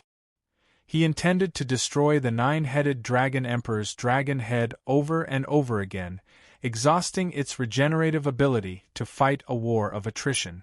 He could afford to wait, but we couldn't. I knew that once the Great Judgment was over, the nine-headed dragon would immediately make a comeback. At that time, there would still be a chance for us to fight this battle. Charging forward would be no different from sending us to our death. However, was there any way to win without a direct confrontation? After racking my brains, I really found an unorthodox method. Loan to Basra, I am the god's envoy of the god of law.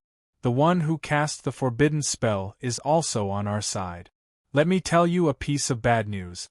The effective time of the forbidden spell is almost up. In 5 minutes that chain will disappear. If I didn't guess wrongly, the nine-headed dragon emperor will also awaken. The outcome of the battle will be back to square one. Very soon, this city will fall and the seafolk will come ashore. I don't think you have the time to waste on it. The bat-form Heloise landed in midair, not too far away from Basra. Under my coercion, she carried out the basic duties of a tamed demon and sent a message on my behalf. I have a plan here, but it is obviously against the rules. It will depend on your decision. If you are willing to execute it, nod your head. The plan is like this. We will help you block that foolish snake for a short period of time. You just have to hurry up. After explaining the plan, I hesitated for a moment. However, I still didn't want to let go of the prey in front of me. In the midst of battle, Basra nodded his head fiercely, agreeing to my plan. The next moment, he raised both his hands and lightning gathered in his hands. Following which, the dragon's spear on his back swelled up once more, to the point that it was almost the size of a small boat. Following which, lightning was infused onto it. Under the glow of lightning, it turned into an indestructible lightning spear. However, it wasn't too late. Following Valkyrie's summon, a portion of the dark clouds parted and a sliver of moonlight descended. As the god of moonlight, Valkyrie, Basra could only use his full strength under the moonlight. The lightning spear was infused with a pale white unique energy. The tip and the edge of the spear were coated with a layer of silver light. It seemed unremarkable, but in reality, it was a gift from a true god.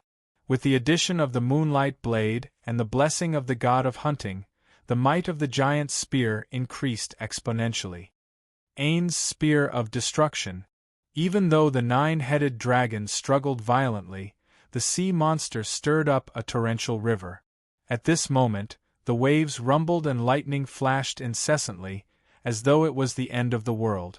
However, no matter how hard the Hydra struggled, it was still unable to move in the face of Basra's dragon chain. Roar, roar, roar.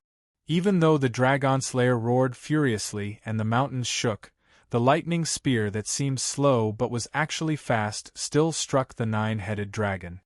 Roar, roar, roar. I curse you. I curse you to never be redeemed and freed. I curse you to always be in the nightmare of losing your loved ones and never be able to sleep peacefully. Damned butcher!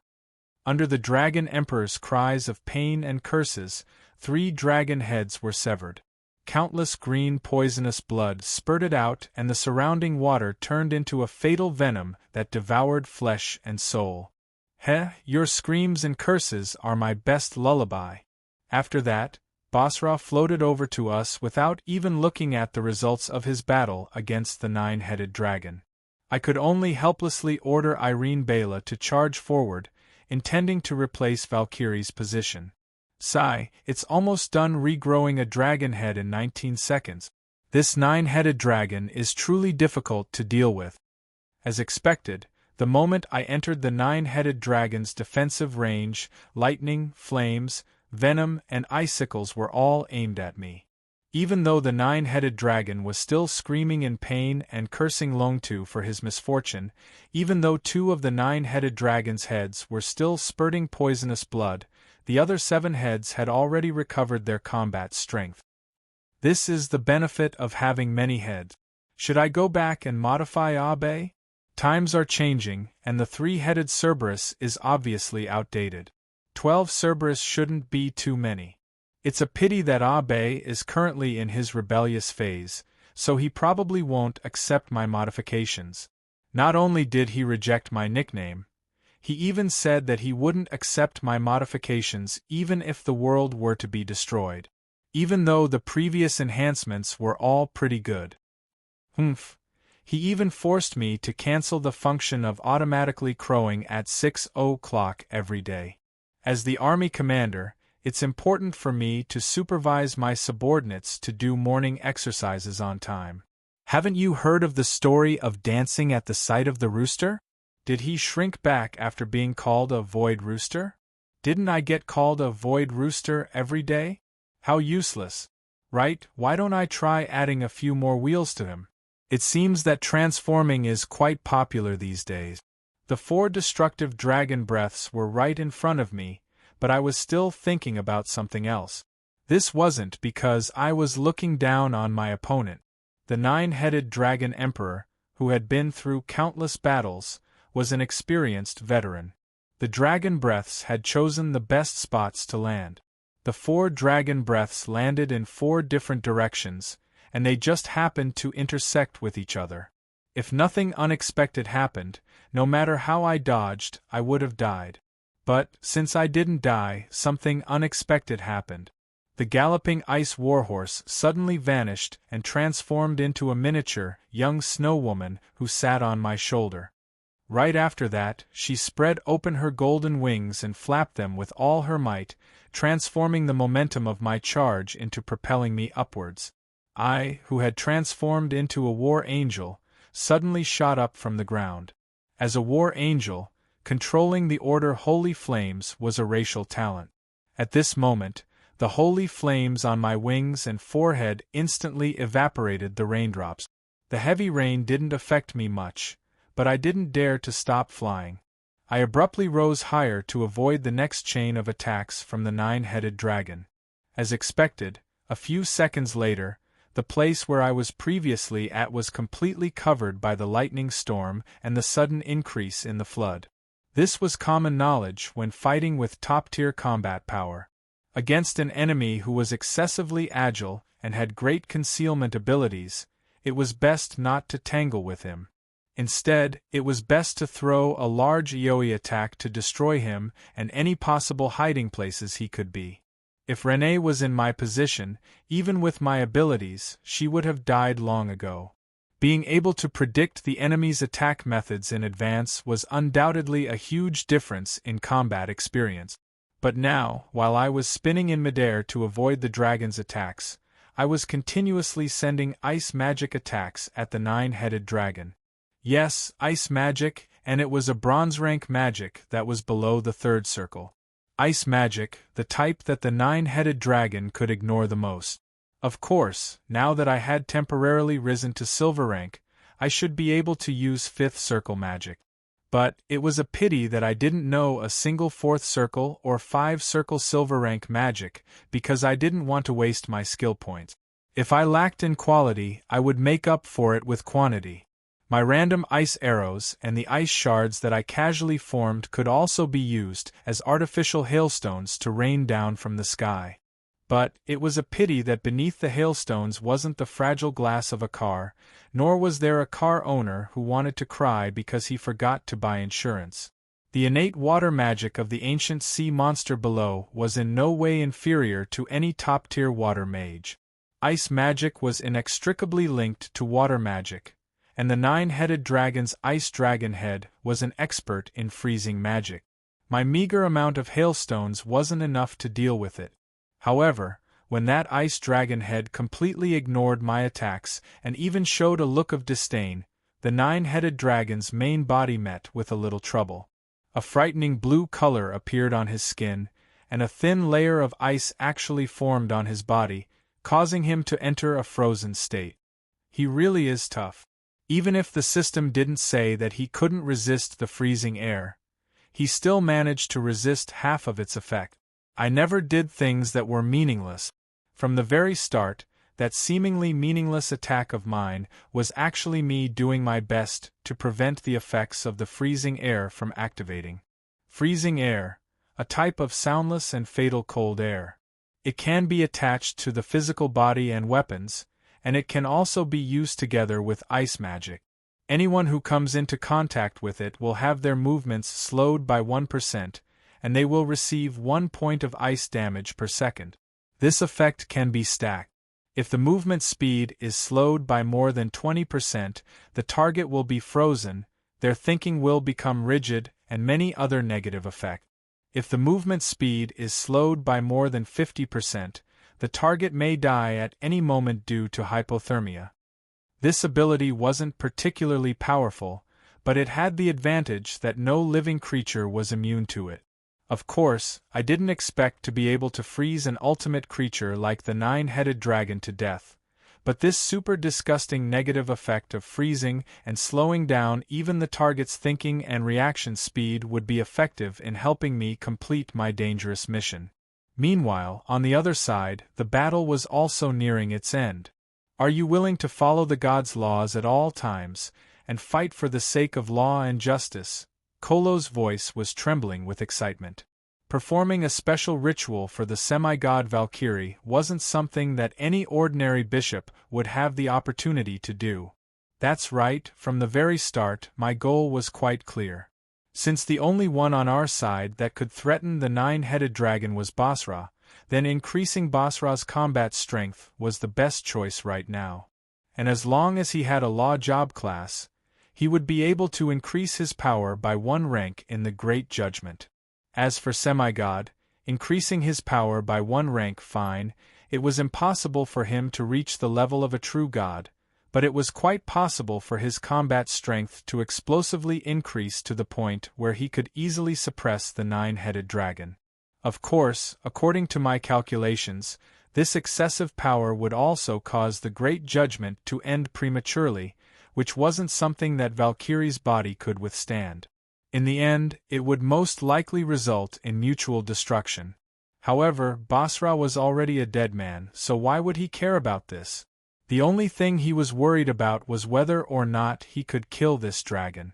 But right now, even with the help of the God Equipment page, in order to grant Basra a level 1 law job class, he still had to follow the procedure and finish chanting that long prayer. Besides, the ritual was a holy one, so naturally, it couldn't be moved in the slightest. And the nine-headed dragon wasn't an idiot either. The ice mage who was able to freeze him in midair was obviously stalling for time, while his mortal enemy, the butcher, was doing something unknown. It was obvious that it wasn't a good thing for the nine-headed dragon. And so, he unhesitatingly raised all 9 of his heads, and a berserk dragon breath gathered on each of his heads. If he really let them all out, not only would Kolos and the others die for sure, the entire pier would probably disappear without a trace. No matter what the situation is, no matter what schemes they have, let's just attack first, then think about it later? I like this way of thinking because I've always been like this. Heloise, Plan C. Let's give him one. Chapter 120. The violent storm didn't show any signs of stopping. Not far away, the slaughter and screams of shock were coming to an end. Just as the Sea Tribe was about to obtain their new capital, our journey of escape was also coming to an end. The 9-headed dragon in front of us opened its bloody mouth, causing the remaining 7 dragon heads to spit out 7-colored dragon blood. Meanwhile, all sorts of destructive magical powers gathered together. Under the careful control of the 9-headed dragon, the 7 dragon breaths finally formed a colorful floating ball of light. This was a lethal ball of elemental energy. This was the specialty of multi-headed dragons. Soon, when all the magical elements finally merged into one, the colorful ball of light finally became pure, and a light that could destroy everything would be born. This was how top-tier magical beasts fought. They abandoned all useless tricks and did their best to strengthen their physical bodies and race's natural talent. From the looks of it, the dragon breath with multiple elements would finally condense into a non-elemental shockwave. With the 9-headed dragon emperor's power level, although he didn't have 2 dragon heads stacked on top of each other, he was already comparable to a forbidden spell. A powerful physical body and a powerful natural talent attack were the foundational reasons why a top-level creature like a dragon would be able to crush everything. When fighting against them, who were always unreasonable, it was still up to one's power to speak. Judging from the magical waves, I estimated that if this attack hit, not only would everyone here be destroyed, even the entire pier area would be destroyed. Do you think that you're the only one who knows how to use it? Heloise, Plan C, give him the first attack. Queen, I can't do it. What? Queen, I also want to use it, but do you think that I don't need time to prepare? At least give me 5 more minutes. Can't you understand that reinforcements need to be late? How can a hero rely on reinforcements at such a critical moment? Do it yourself. Don't count on us supporting characters, I believe in you. Hearing her retort, which sounded rather modern, I made up my mind not to tell this silly cat any more nonsense, but at the same time I was truly helpless. There wasn't enough time, so it was understandable that Heloise wasn't prepared. But if this combined dragon breath was used, there would probably be no need for any plans. After all, nothing would be left. Damn it. Big guy, look at this. I took a deep breath. I had no intention of charging forward, and directly landed on the opposite side of the cliff from where Kolos was. What I was going to do next would probably be completely meaningless with my wings. Original Sin Fiend Celestial. The moment I retracted my wings, a strong sense of exhaustion from dispelling my war angel form engulfed me. I didn't even have the time to sigh about this as the light of chaos that followed transformed me into another form, Original Sin Demon God. The angle of my vision suddenly increased by a few centimeters, as if I had suddenly become much taller. My breath carried the smell of sulfur, which was the mark of a demon. Her originally white skin had turned into an ugly layer of light blue magma. Strange magic runes kept flashing in accordance to her breathing rhythm. She seemed to be an elemental life form. My chaos bloodline caused blue lightning to run amok in my veins. Then, it shot out from the magic runes. The overflowing energy caused the rainwater in the air to evaporate. Lightning flashed in my eyes. When it finally stabilized, I looked as though a demon god had descended into this world. I didn't like this transformation at all. Apart from the fact that the power of chaos had a bad reputation and might bring me trouble, it was also because this final boss form of a villain was truly ugly. It always reminded me of the dark history of being a lich and scaring myself by looking at a mirror in the middle of the night. But right now I needed this ugly transformation. Although it was ugly, it was indeed powerful and not warm at all. Spirits of ice and snow, storms of the polar regions, listened to my command. If the war angel form was a high-speed charge-type transformation, which was suitable for powerful melee combat, then this original sin demon god form would strengthen magic control, willpower, intelligence, and other magical abilities. It was a classic magic transformation. Under my will, the end of the rotten old era and all creation shall soon come. A long incantation brought with it the power to destroy the heavens and the earth. Spirits of ice and snow sang in the air as the top-level ice forbidden spell, Ice Aeon, appeared. Different from Marguerite's knockoff version, the copy of Ice Aeon didn't even have a third of the original's power. But as the creator of this forbidden spell, I was able to bring out 200% of its power. The theory behind this forbidden spell was extremely simple. It was to use the purest ice and snow magic to crystallize and repeatedly compress it before blasting it out. It was no different from a fireball, but just like what Heloise had said before, because it was simple, it was pure. Because it was so pure that there was nothing else to it, it matched the essence of ice and snow, making it powerful. Semi-God equipment, Dark God's Breath of Death. Special Effect 1. Soul Conversion. Extract the souls of the dead and convert them into pure death magic. Death magic entered my hands, but it was forcefully converted into the purest ice and snow magic. Should I thank Callison for the massacres and the many years of accumulation? Countless souls created this semi-god equipment to store a large amount of magic power, and this was exactly what I lacked the most at the moment. Winter's dormancy is death, but it is also rebirth. With me as the core, magic power overflowed from the raised black scepter. Along with the incantation getting louder and louder, the blue magic runes that represented ice and snow spread across the entire land. The ice and snow spirits dancing in the air were singing in unison. Before I even made my move, the entire cliff had already turned into a land of ice. The pouring rain in the air had already turned into a heavy snowflake. The summer wind that was supposed to be warm and humid had already turned into a bone-chilling storm. Furthermore, as the temperature plummeted, a thin layer of ice started to form on the surface of the flood. For the first time, the endless flood met its natural enemy. Finally, the two dragon heads that had finished regenerating raised their heads. The moment they came to life, they stared at me. Their huge eyes, which were the size of adults, shot out an angry red light. That was undisguised killing intent. This distance and the snowflakes were unable to obstruct their line of sight. They were assessing the threat that my magic could pose to them. In the eyes of the nine-headed dragon, as long as they could get rid of Longtu and those annoying chains in one fell swoop, so what if they were hit by that forbidden spell? It wasn't the first time that Fioros Hydra had been hit by a forbidden spell. In any case, their skin was thick and they wouldn't die. In just a few days, they would be able to completely regenerate. However, with just a glance, he knew that the situation was different from the past. Their regeneration ability was a racial talent, but it was also a comprehensive ability of water magic. Fioros was confident that as long as there was water, he wouldn't die. However, what would happen if there was no water?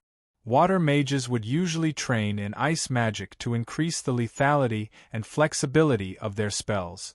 However, this didn't mean that there was no conflict between these two types of magic. On the contrary, pure water mages hated ice mages the most. Water mages usually took the form of water arrows or huge waves. Fundamentally speaking, it was the control and usage of liquids. Thus, they had two natural enemies. Fire magic, which represented high temperatures, would evaporate liquid. On the other hand, ice magic, which originated from the same source as water magic, represented low temperatures and would turn liquids into solid ice. Regardless of whether it was water vapor or ice, if they weren't in a liquid state, they wouldn't be able to fit the concept of water. That would break their foundation. The nine-headed dragon Fioros pondered, but the more he thought about it, the more he felt that something was amiss. It was obvious that the spell in front of him was an ice-forbidden spell. Without even making a move, it was able to cause a natural phenomenon to resonate with the elemental spirit. It was obvious that this was the unique characteristic of a super-forbidden spell. Although the mage in front of him didn't have any magic undulations, bronze-rank magic meant nothing to him. The black rod was releasing an endless amount of magic power. Furthermore, the ice mage was able to freeze him, who had an extremely high magic resistance. This had already proven his outstanding aptitude in ice magic. If this forbidden spell were to successfully freeze him, would he be able to enjoy the rest of his life in a block of ice that would never thaw? His regeneration ability wouldn't be of any help in such a situation. Hydra who went into the fridge and forgot to come out? I can even collect some tickets to the exhibition. This joke wasn't funny at all to him.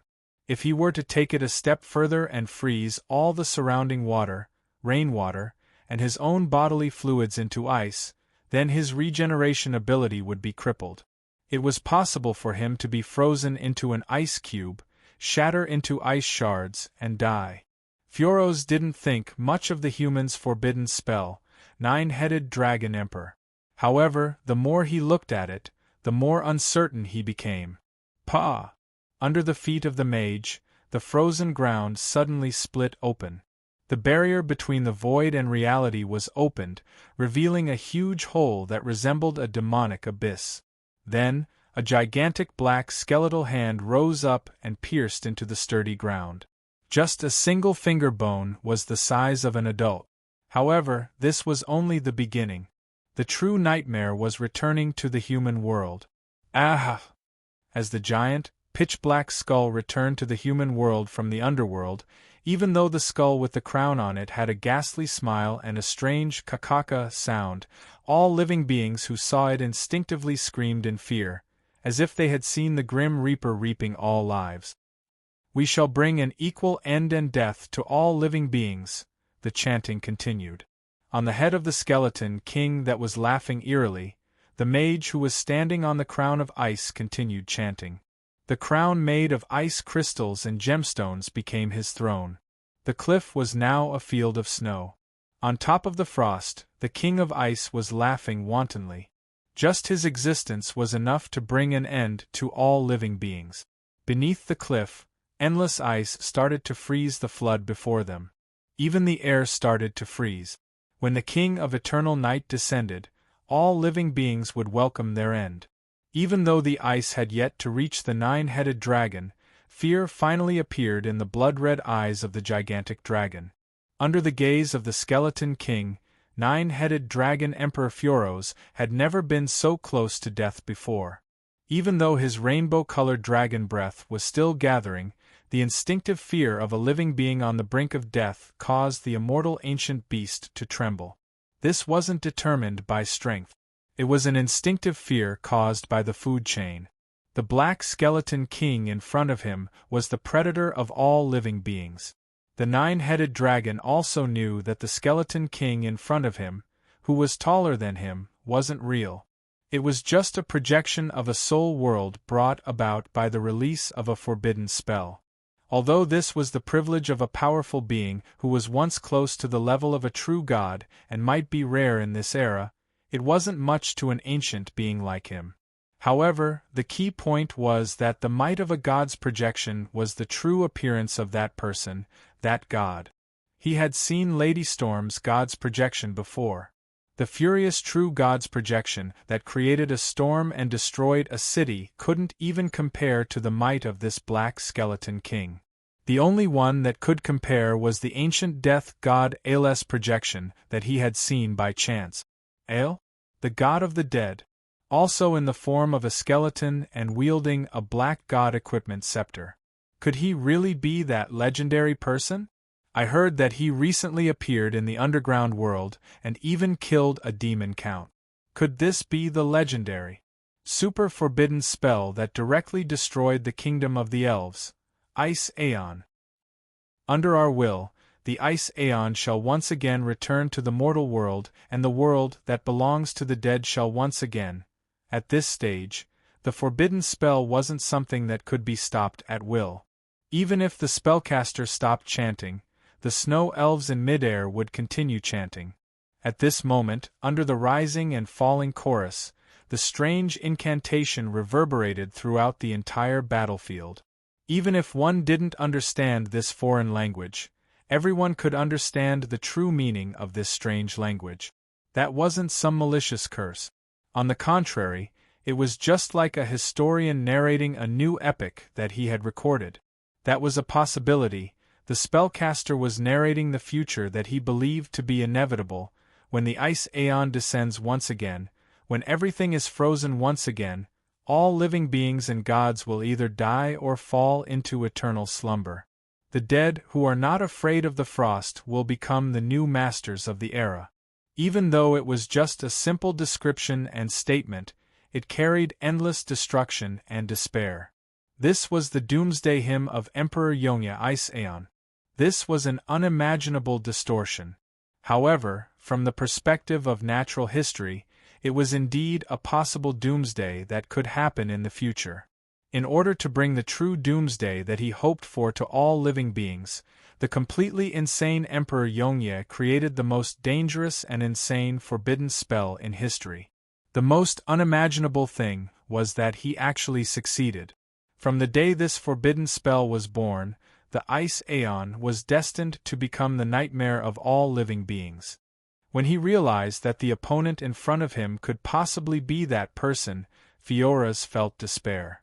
The name of a person was like the shadow of a tree. Even a second-rate god at his peak would have to take a detour to avoid him. His army had once hunted down countless existences of the same level as him, and he was infamous in the world of top-notch demonic beasts. With such a deep memory of his past, it would be foolish of him to still be unable to recognize the person in front of him. Emperor Yongye! The terrified nine-headed dragon emperor screamed out the forbidden name. His roar echoed throughout the entire city. Countless gazes were directed in his direction, and the entire world trembled. At this moment, Fioras didn't doubt that this forbidden spell would claim his life. As long as the complete Ice Aeon was released, the one who should be worried about whether he would be able to preserve his corpse in one piece is the city, not him. That was indeed the case. As long as the complete Ice Aeon was released, the effects of the City of Rain would be negligible. That was because this place would be a polar region with nothing but glaciers for the next 100 years. The seven-colored dragon's breath had reached its final moments. The enemy that the Dragon Slayer had pursued for his entire life was about to fall in front of him. However, when he was about to die, it wasn't the time for him to take revenge. Ah! Kacha! The two newly born dragon heads bit off their 6 dragon heads. The pitiful 9-headed dragon emperor turned into a 3-headed snake. After losing its 6 energy sources, the remaining main head was finally able to freely control the ball of dragon's breath that was about to go berserk. Thus, he spat out his dragon's breath with all his might and unhesitatingly pushed the ball of light towards Emperor Yongye. At this moment, the majestic me was actually on the verge of tears. I was just a bronze-rank rookie ice mage. The magic power in my body wasn't even enough to create a blizzard. What Ice Aeon? It was just a distant dream. However, just like how I comprehended Bladestorm, it wasn't difficult to comprehend the Ice Aeon that I created. However, without the support of a foundation, I definitely wouldn't be able to release it. Ding.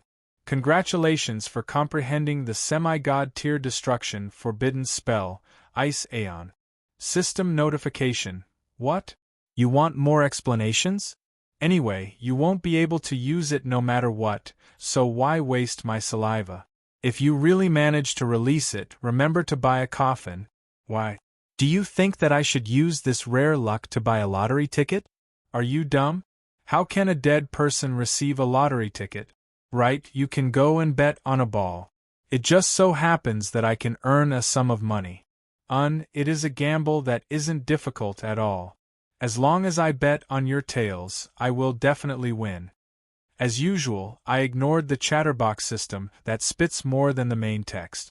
At this moment, in order to restrain the 9-headed dragon, who didn't care about me at all, I only intended to use Ice Aeon to scare him. Since I have the magic power stored in the Dark God's Breath of Death, I might as well use it to scare him. However, the moment I opened my mouth, I knew that the situation was bad. I had gone overboard. Damn it. I can't stop.